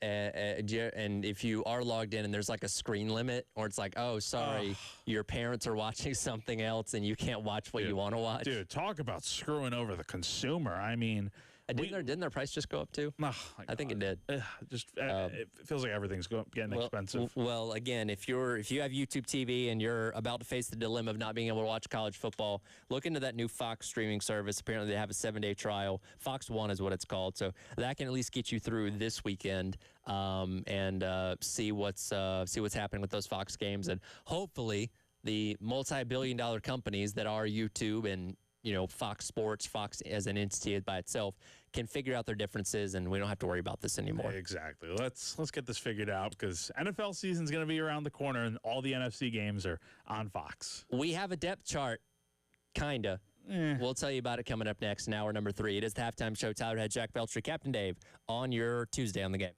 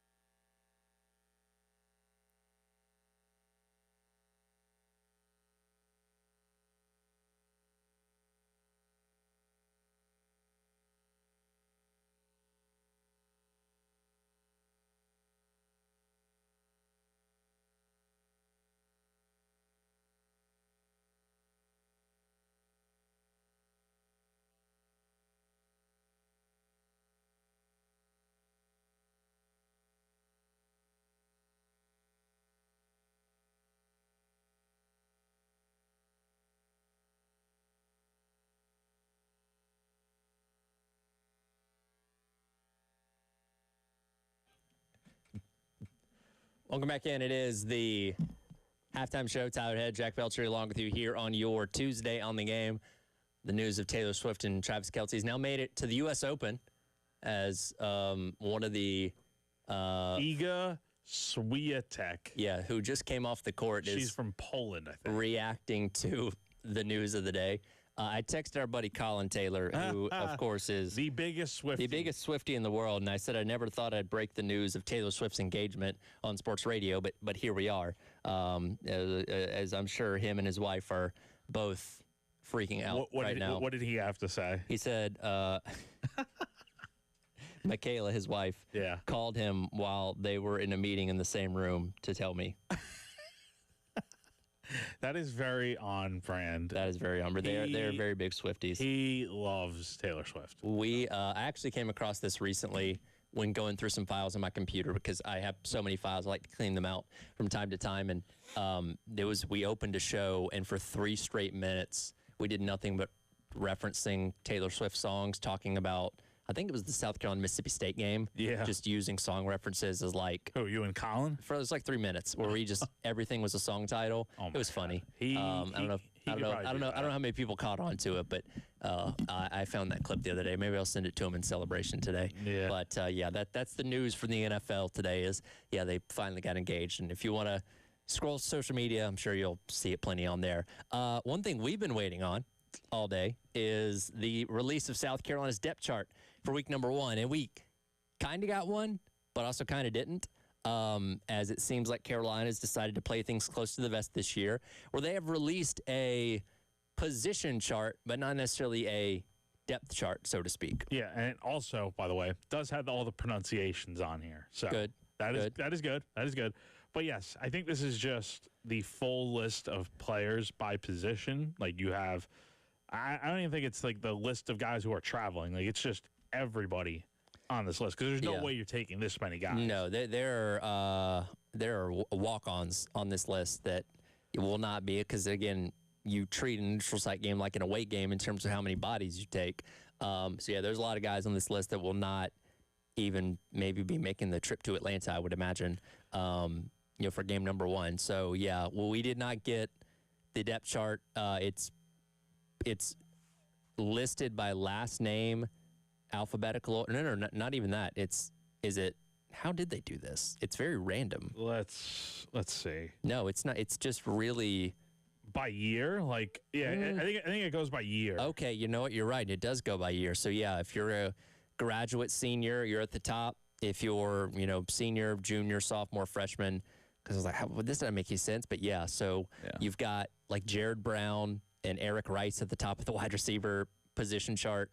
And then your smattering of freshman receivers at the bottom. Yeah. So, and Luke Doty's the first name on the quarterback depth or the list. So, oh man, that must mean he's the first string quarterback going into week 1. And the quarterback list includes Jimmy Francis and Brandon Cunningham. I don't know if those guys would even be making the trip this weekend or not. Probably not. So we did not get. By the way, they have a lot of running backs. When you count in the walk-ons, there are so many guys on here. A lot of older guys too. So it's a lot of running backs in there, but no depth chart. Yeah, I don't think we're getting one. It does not appear that way. So I guess we're not getting that anymore this year. But I don't know what we did wrong, but I guess. And here's the thing: we kind of went through the other day and crafted what we thought at least the starters would look like, right? Yeah. I know we did that for defense. I guess just off the cuff, we can do that for offense as well. Quarterback's not a problem. You know what the quarterback is. Now we know who the running back is. Faison. We think. We think. Should be. Look, and running back's one of those spots where you play multiple guys anyway. So you're going to have your mixture of Faison. You're going to get Attaway, Gustav. I feel pretty confident saying those 3 guys are going to get touches on Sunday. Maybe Howell, maybe Matthew Fuller, but those 3 definitely, I feel like, are definitely going to see the ball on Sunday out of the backfield. They should, and I'll be interested to see, again, I mean, it's just paying extra close attention to seeing what the starting lineups look like during the game or in warm-ups on Sunday, but it's, I can't remember the last time we didn't get a depth chart. And look, even for the spring game, we got one. Well, let's go back, and I'm glad you brought up the spring game because programs are getting to the point where they like to keep as much information confidential as possible. There's a big reason why spring games aren't on TV anymore, because Matt Rule started the trend of like, hey, we don't want, opponents scouting us and taking our talent after a spring game, which I think was a little bit of an overreaction. Even though all they call is very vanilla. Exactly, but still, that was enough to convince a lot of other schools to say, you know what, maybe we shouldn't have our game on TV. We'll still have the game, but it's not going to be televised. So these kind of things are happening across the board. There are several programs, I want to say, maybe even Georgia earlier or yesterday, like putting out blank depth charts where like you don't have anything, or it's a numerical roster where you don't really get any insight. And especially, I can understand it. I would love to have a depth chart, but I can understand why, because especially for a game one, when so much has changed in the offseason, don't give your opponent anything to prepare for. Now, Virginia Tech gave their depth chart earlier, which we'll get to back into in a minute, where we can kind of figure out, okay, here's what we expect to see at these spots in game number one. For Carolina, it's like, why would we tell them? They're probably going to be able to figure it out. But if we can keep it close to the vest on who they have to prepare for, why not? It makes sense. It does. It does. So I don't know. I understand it. I don't like that it's a trend that I think we're going to be hitting moving forward. But and maybe after week one, you get a legitimate one, because then you'll have actually seen and know. Yeah, maybe.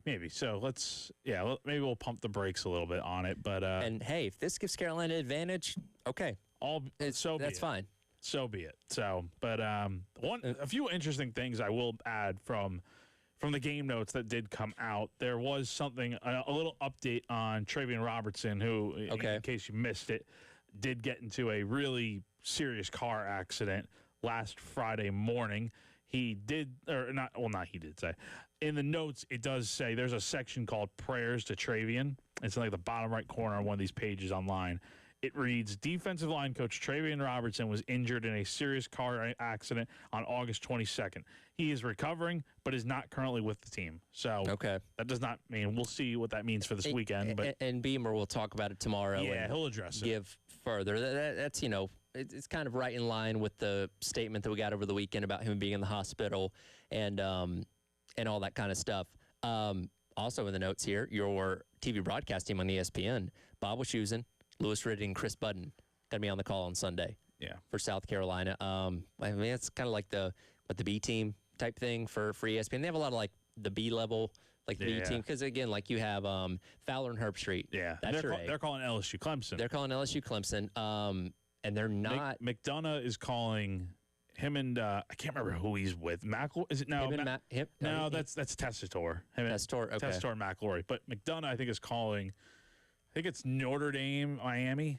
I think on Sunday night. So I don't know where. I thought Tessitore would be a lock for this kind of game. What's the ABC game on Saturday? That is what I'm trying to say. Besides Clemson. Well, we had a list the other day. Let me see. Because you got I think Alabama and Florida State are your mid-afternoon game. Let's see for ABC, if not ABC, ESPN. But I mean, those crews can work interchangeably on either one. It doesn't really matter. It's all owned by the same company. Tessitore and Jesse Palmer will be calling the Alabama-Florida State game. Okay. That makes sense. Especially since this isn't an ABC game we're talking about for South Carolina. I would imagine Florida State fans probably don't love a former Gator quarterback calling their game, but either way. Yeah. I didn't think about that. Yeah, so I'm sure that's upsetting to some people. But, the broadcast crew for Carolina, that's fine. Again, I think Lewis Riddick does a fine job. I don't have any problem with that.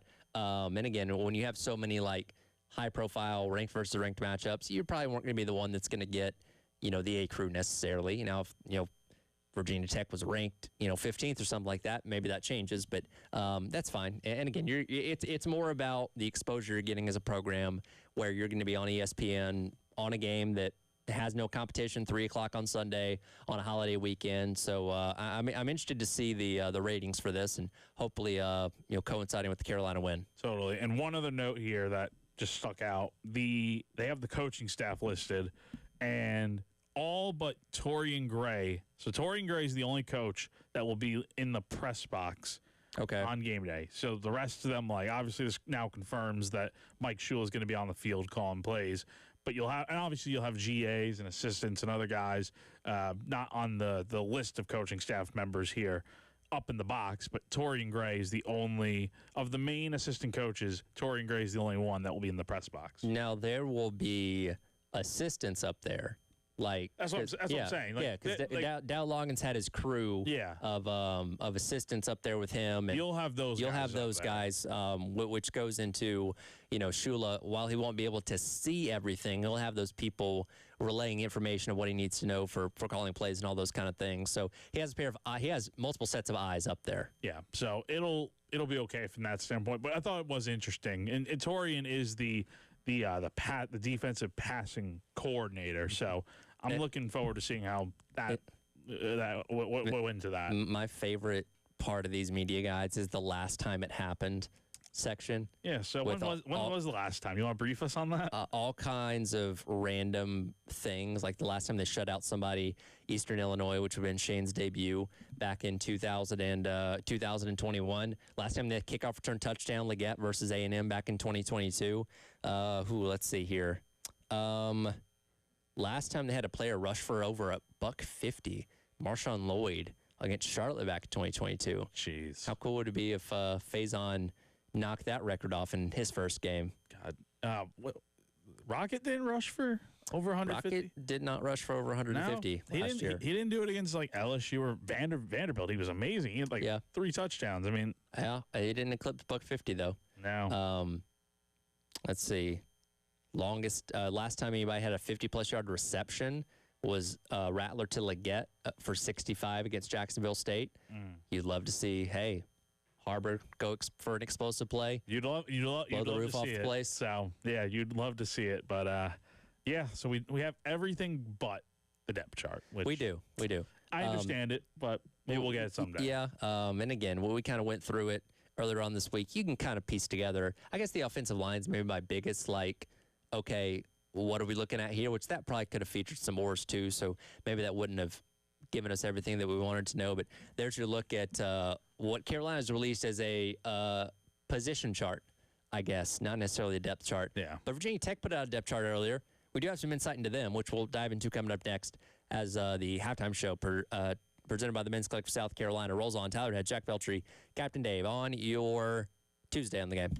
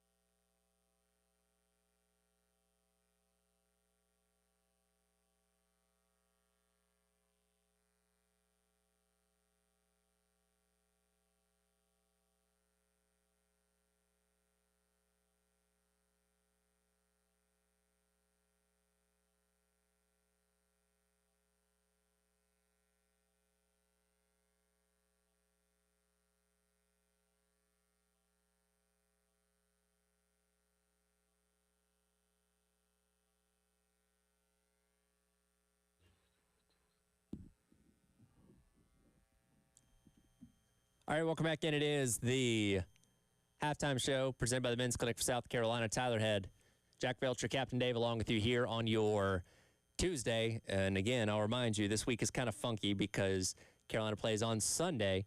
So today to the team is actually Monday, which means tomorrow is Tuesday, even though it's Wednesday for us. And Coach Beamer will speak tomorrow at 1. You got that? I'm just ready for week one to be. I want week one to get here, but I'm also ready for week one to be over, just so we can get back to having normal Carolina Saturdays. So technically, for the team, the week one games for them start on Wednesday and start for us on Thursday. Dude. So that means Texas and Ohio State are on Friday. Bro, you're losing me now. I know. I'm tripping now. You're going cross-eyed on me. I won't do that to you anymore. I appreciate it, buddy. But we examined what kind of was South Carolina's depth chart, even though it wasn't really. It was a chart by position group, which I guess is the best we're going to get ahead of Sunday's game. So, again, they're playing it close to the vest, which, hey, if that gives Carolina an advantage, okay, cool. That's fine with me. Virginia Tech did put out a depth chart. Does feature a lot of oars on it, I will say, but it does give some glimpse and insight into what exactly we're going to see out of the Hokies coming up this weekend. This is very small print, so you have to lean in. Yeah, you really got to read zoom this. in here on Twitter. So starting off, again, Kyron Drones is their starting quarterback. There's no debate about that. Their starting running back is an or between Terrion Stewart and our Marcellus Hawkins. Now, Terrion Stewart is their running back that, as of last week, was in a walking boot at practice for precautionary reasons, but nevertheless dealing with some injuries as he transferred over from Bowling Green last year, had 898 yards a season ago. But Marcellus Bennett, coming over from the Central Missouri State, who had 1,000 yards 2 years ago at the Division II level, was sat out last year due to injury mainly. He is listed as the or at that point, so I'm assuming Marcellus Hawkins probably going to be their starting running back on Sunday. If Terrence Stewart's able to go, maybe he can, but I would lean towards the guy that wasn't in the walking boot last week. We don't get injury reports for these games because they're not SEC games, but which is crazy because the ACC is doing injury reports now too. So you would think two leagues that are doing them when they play each other would make sense. But when they don't have to. When they don't have to. But I'm sure as we get closer, I don't know if Virginia Tech does a call-in show or whatever. Like South Carolina and all these other schools do. But I do wonder maybe if it's later in the week, maybe we'll get more of an update on Terrion Stewart. I mean, Blacksburg's a college town. I imagine they, Coach Pry probably goes to their equivalent of Backstreet Grills and takes calls and talks to fans and stuff. Let's use the internet to our advantage here. Call-in show.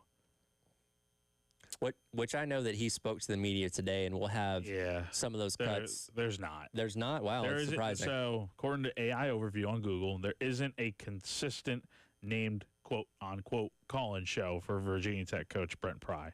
But you can find him talking in his weekly media availability. So. Okay. Which, again, he did speak today, and we'll have some of that stuff tomorrow when we're out at Firehouse Subs tomorrow morning as we kind of craft together an idea of what this Virginia Tech team's going to be, where, again, 50 of their 105 players are brand new to the team, either coming in as true freshmen from high school or being transfer portal guys.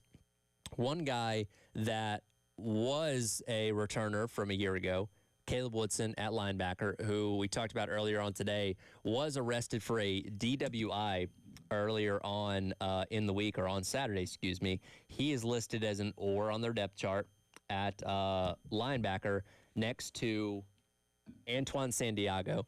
And again, I don't believe, unless Price said something about it today, there's been no update. He did say something. He did say something about what's the update. Let me find it here. Okay, perfect.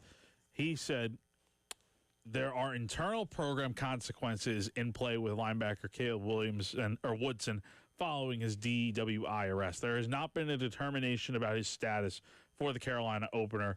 Hokies have removed his captain status with the opportunity to earn it back.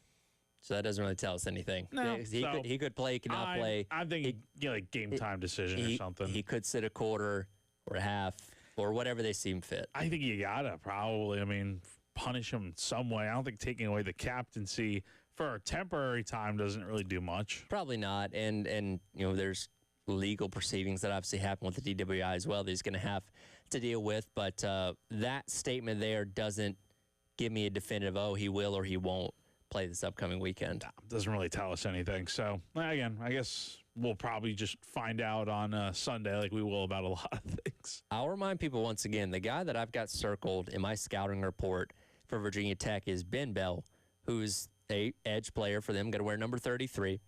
He comes over from Texas State, where he played the past 2 years. Now, 2 seasons ago, he had 10 sacks in 2023, had 3.5 sacks through 4 games last year, and self-shirted himself because he knew, like, hey, I can go somewhere else and make some money probably, and ended up getting picked up by Virginia Tech. He is listed as an or on their depth chart at edge with, hold on, it's very small print, Kayshawn Burgess, I believe. It's very small print. It's hard to read.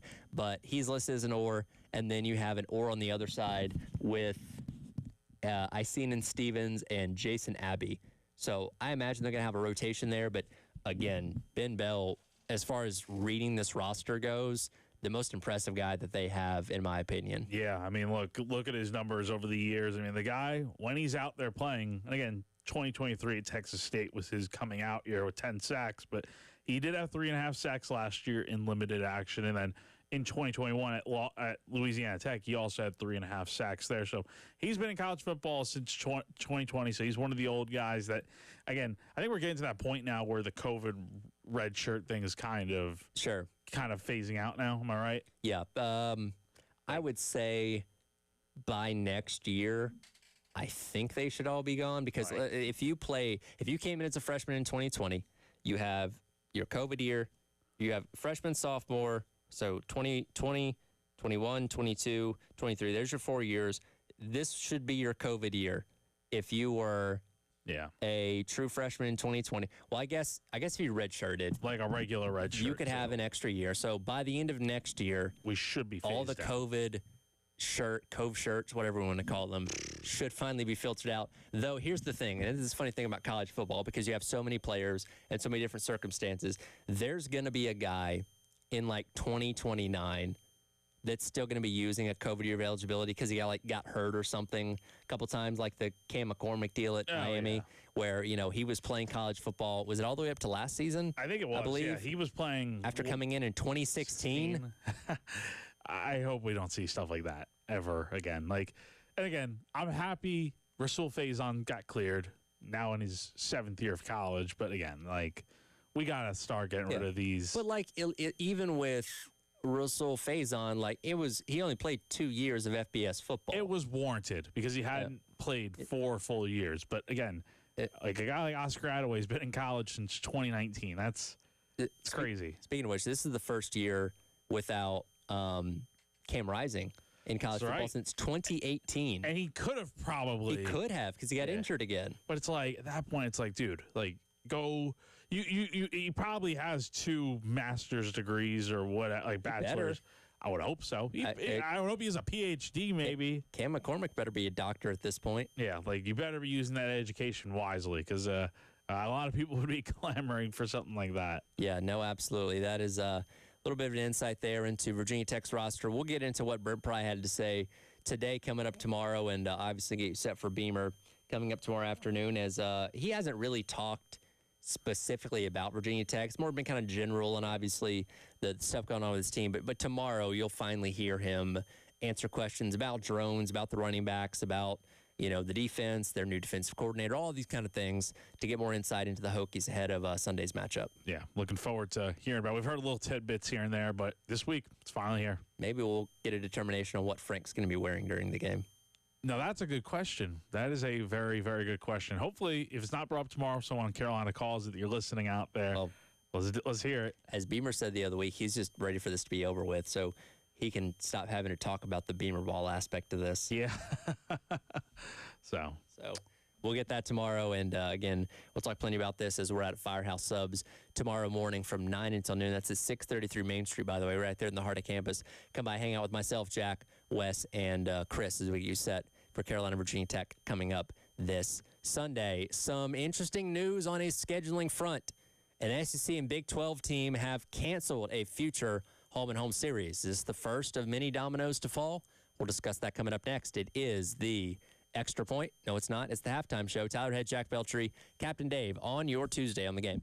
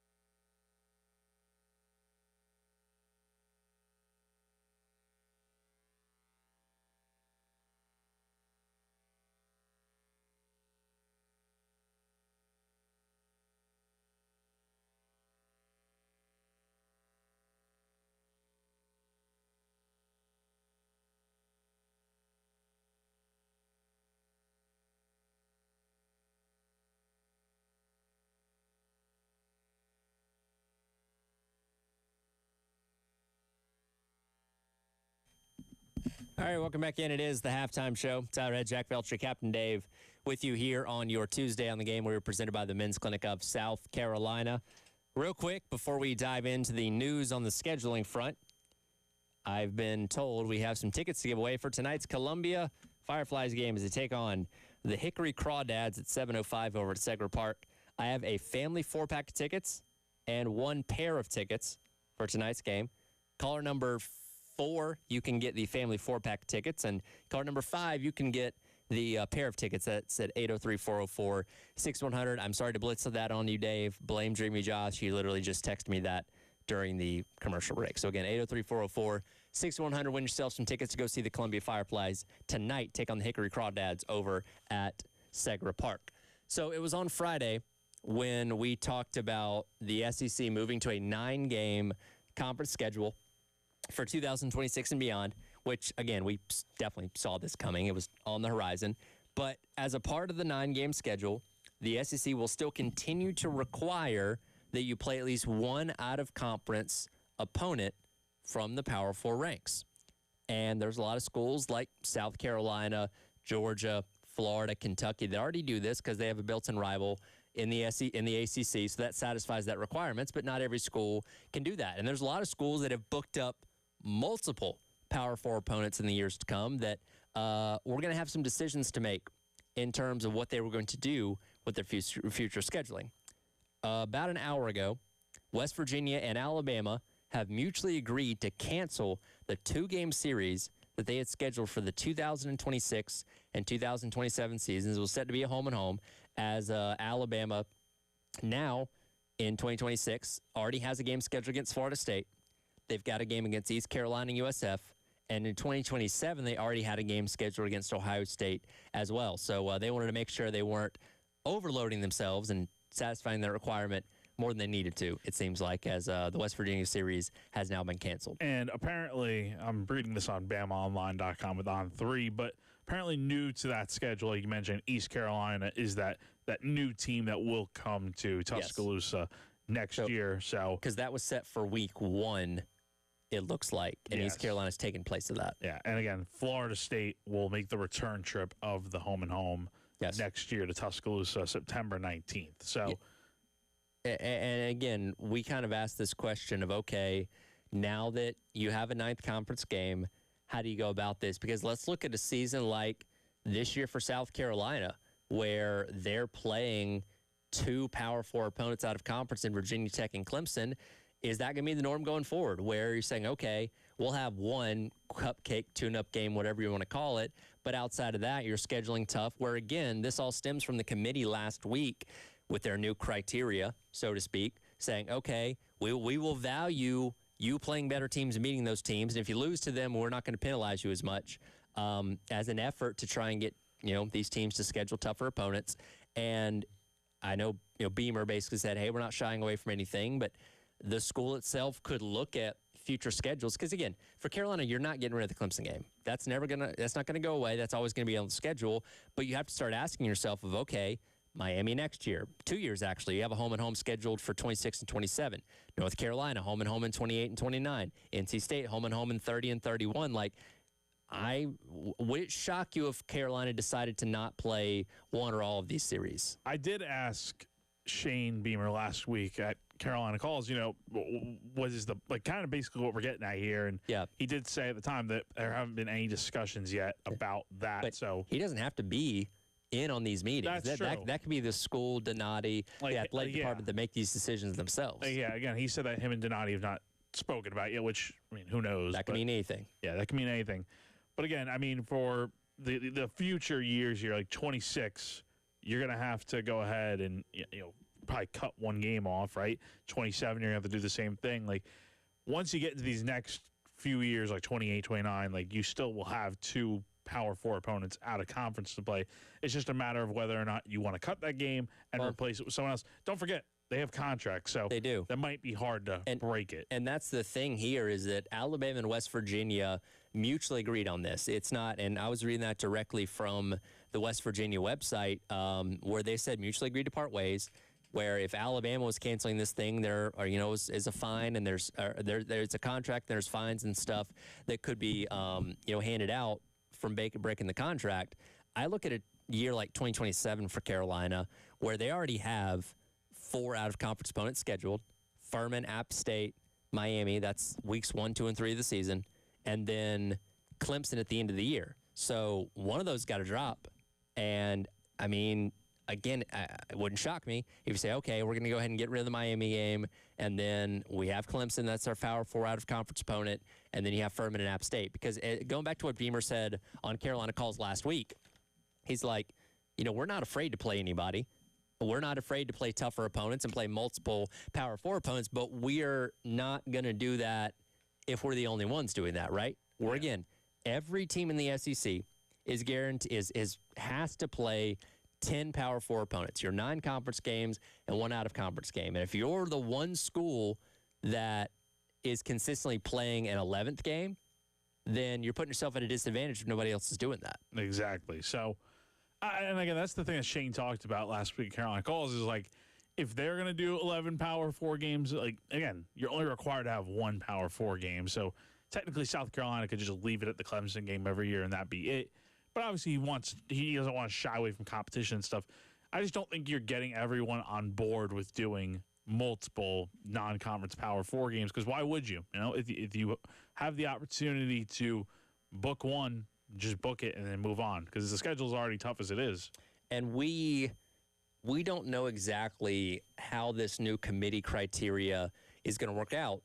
And again, I thought that they were doing what they were saying anyway, where they're saying, hey, if you beat up a stronger opponent, we're going to give you more credit for it. If you lose to a stronger opponent, we're not going to ding you as much. If you beat a small team, we're not going to give you as much credit. And if you lose to a small team, it's going to hurt you more. I thought they were already doing that, but now they reemphasize, hey, there's our new metric. So you're going to have to go through this entire season, see what the results are in December with the college football playoff, and then say, okay, they really did change their criteria or they didn't. And that could affect the way the SEC looks at this going forward. And I'm interested to see how much of the criteria they actually hold their end of the bargain with, like if it holds true, we'll say. But I don't know. I mean, I think for South Carolina, though, moving forward, I think you probably ride it out with these home and homes, I would imagine, because I mean they're only a few years away. But then again, Alabama and supposed to be next year in 27. Exactly. So again, maybe they come to a mutual agreement, but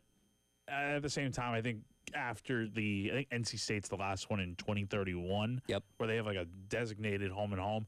I think you go ahead and probably just start booking the lesser opponents, maybe. And by the way, Alabama has some interesting home and home scheduled. They got some good ones coming up. They have a home and home with Georgia Tech in 30 and 31. Ohio State in 2027. Ohio State in 27 and 28. Arizona in 32 and 33, and they'll have one with Virginia Tech in 34 and 35, and Boston College, not consecutively, but home and home in 31 and 34. Yeah, and Minnesota and Oklahoma State, and Notre Dame's on here, too. I'm still trying to figure out why Alabama went to USF. That was weird, right? Yeah, because there was never a follow-up to that, right? Well, actually, no, there was. There was the home and home. Last year they played in Alabama, but the year prior, in that weird, sloppy, ugly game, they went down to Tampa and played USF. I don't know why they ever did that. I don't either, because there's certain schools that it's quite frankly, it's unbecoming to travel to a G5, right? Yeah, they'll do it every now and then, but now South Carolina's going to go to App State, I think, in a few years, but that's a little bit more that's in North Carolina. Like Missouri traveled to a UMass, which was last year, which was and it wasn't weird. Early in the year. It was middle of the season. Yeah, it's like those kind of things are weird, and I don't know, maybe that's a new trend in college football where they're like, hey, we'll come get beat up in your house, but you got to come to ours too. Like, okay, but I don't. It's bizarre to see in Alabama. It's like, is Ohio State going to play at Akron or something like that? Like, that would be weird, right? Yeah, you would never really see that unless there's a connection, I guess. But. Yeah, I don't know. But there's your news.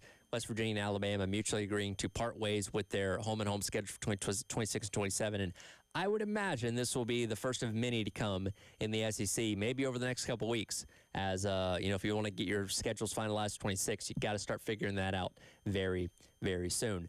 While we didn't necessarily get a great depth chart for South Carolina, New Mexico has put out a depth chart, and it's interesting to say the least. We'll tell you about it next as I wrap up the show. It is the halftime show presented by the Men's Clinic for South Carolina. Tyler Head, Jack Beltry, Captain Dave on your Tuesday on the game.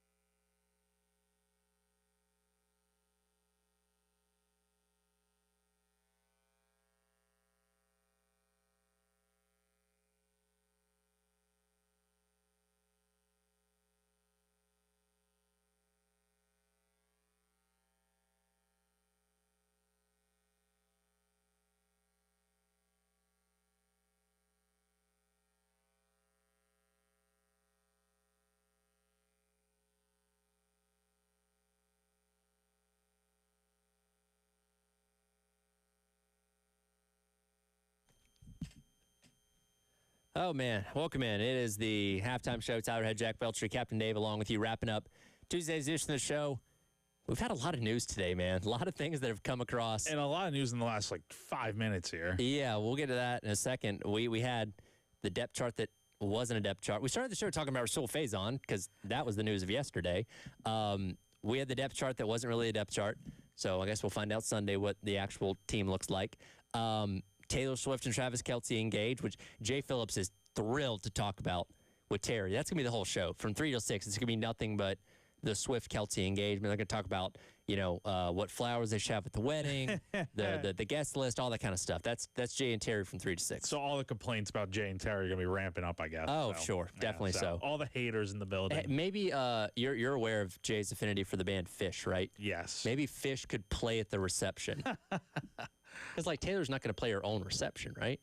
I doubt it. Maybe Travis will perform. No, knowing Taylor Swift, Beyonce's probably going to play the reception, for being honest. Somebody. They got enough money to do it. So, but that was the news from earlier, and you have come across some exciting news for a former Gamecock quarterback. Yes. So the Saints have notably been the only team now for feels like a few weeks, but a few days now to not put out a starting quarterback. And it seems like Kellen Moore has named Spencer Rattler, former Gamecock quarterback, to be the Saints QB1 heading into the season, and he wins that battle over Tyler Shuck, who the Saints drafted this year. Yep. Again, the Saints got a lot of work cut out for them. Yeah, so they might be the worst team in the NFL this year. For Rattler, I'm hoping, if nothing else, just show promise, show ability. Give yourself a reason to hang around the league, because I don't know what the future is with the Saints, because it's an organization in a rough place right now.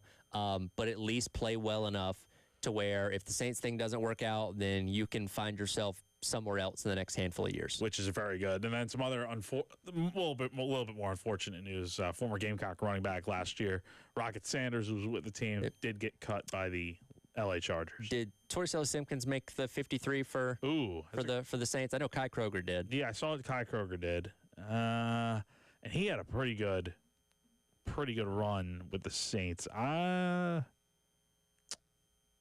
Not sure. I have not seen anything on that yet. Okay. But I will say that, Rattler is QB1 for the Saints, and then you have Rocket getting cut, unfortunately. He's still listed on their depth chart. Okay. As the third string left guard, so I don't know. Speaking of depth charts, again, Carolina didn't really give us a depth chart. They gave us position groupings. New Mexico, who's going to be taking on Michigan this upcoming weekend, has released their imaginary two deep that's split into two sides: offense, which is known as the Tom Hanks division; defense, the Tom Cruise division; and special teams, the Leonardo DiCaprio division. Some highlights of said depth chart include Forrest Gump at running back, number 44. Let's see, Cole Trickle at 46 at cornerback. It's in the Tom Cruise side of things, obviously. What else? On special teams, let's see. They have Jack Dawson, famously of Titanic. He's going to be doing kickoffs for them. Yeah. Tom Hanks division at backup right tackle, Captain Richard Phillips. Jordan Belt for the punter on this team.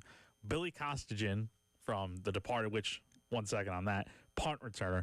I watched The Departed for the first time about 2 weeks ago. Okay, what was your rating? My God, one of the best movies I've really. I loved it. I loved it. I love those crime type of thriller mystery movies. That's got. I mean, it won an Oscar for Best Picture. So okay. I mean, absolutely stacked cast, great movie, and Billy Costigan might. Here's a hot take. That might be Leo's best role. Really. Wolf of Wall Street. Great movie and all, but his role in Billy Costigan has to play that double agent. Okay. Really good. Might have to check that out. See, I think it was Wolf of Wall Street and then Gatsby. It's 2 for me. Ooh, Gatsby was good. Gatsby's another good. I recently watched that on a rerun again, but obviously you got Titanic. I mean, so many good movies that he's come out in. But so if you're looking for a good laugh, go check out New Mexico's depth chart. Yes. It's a very, very good laugh. Which it's funny.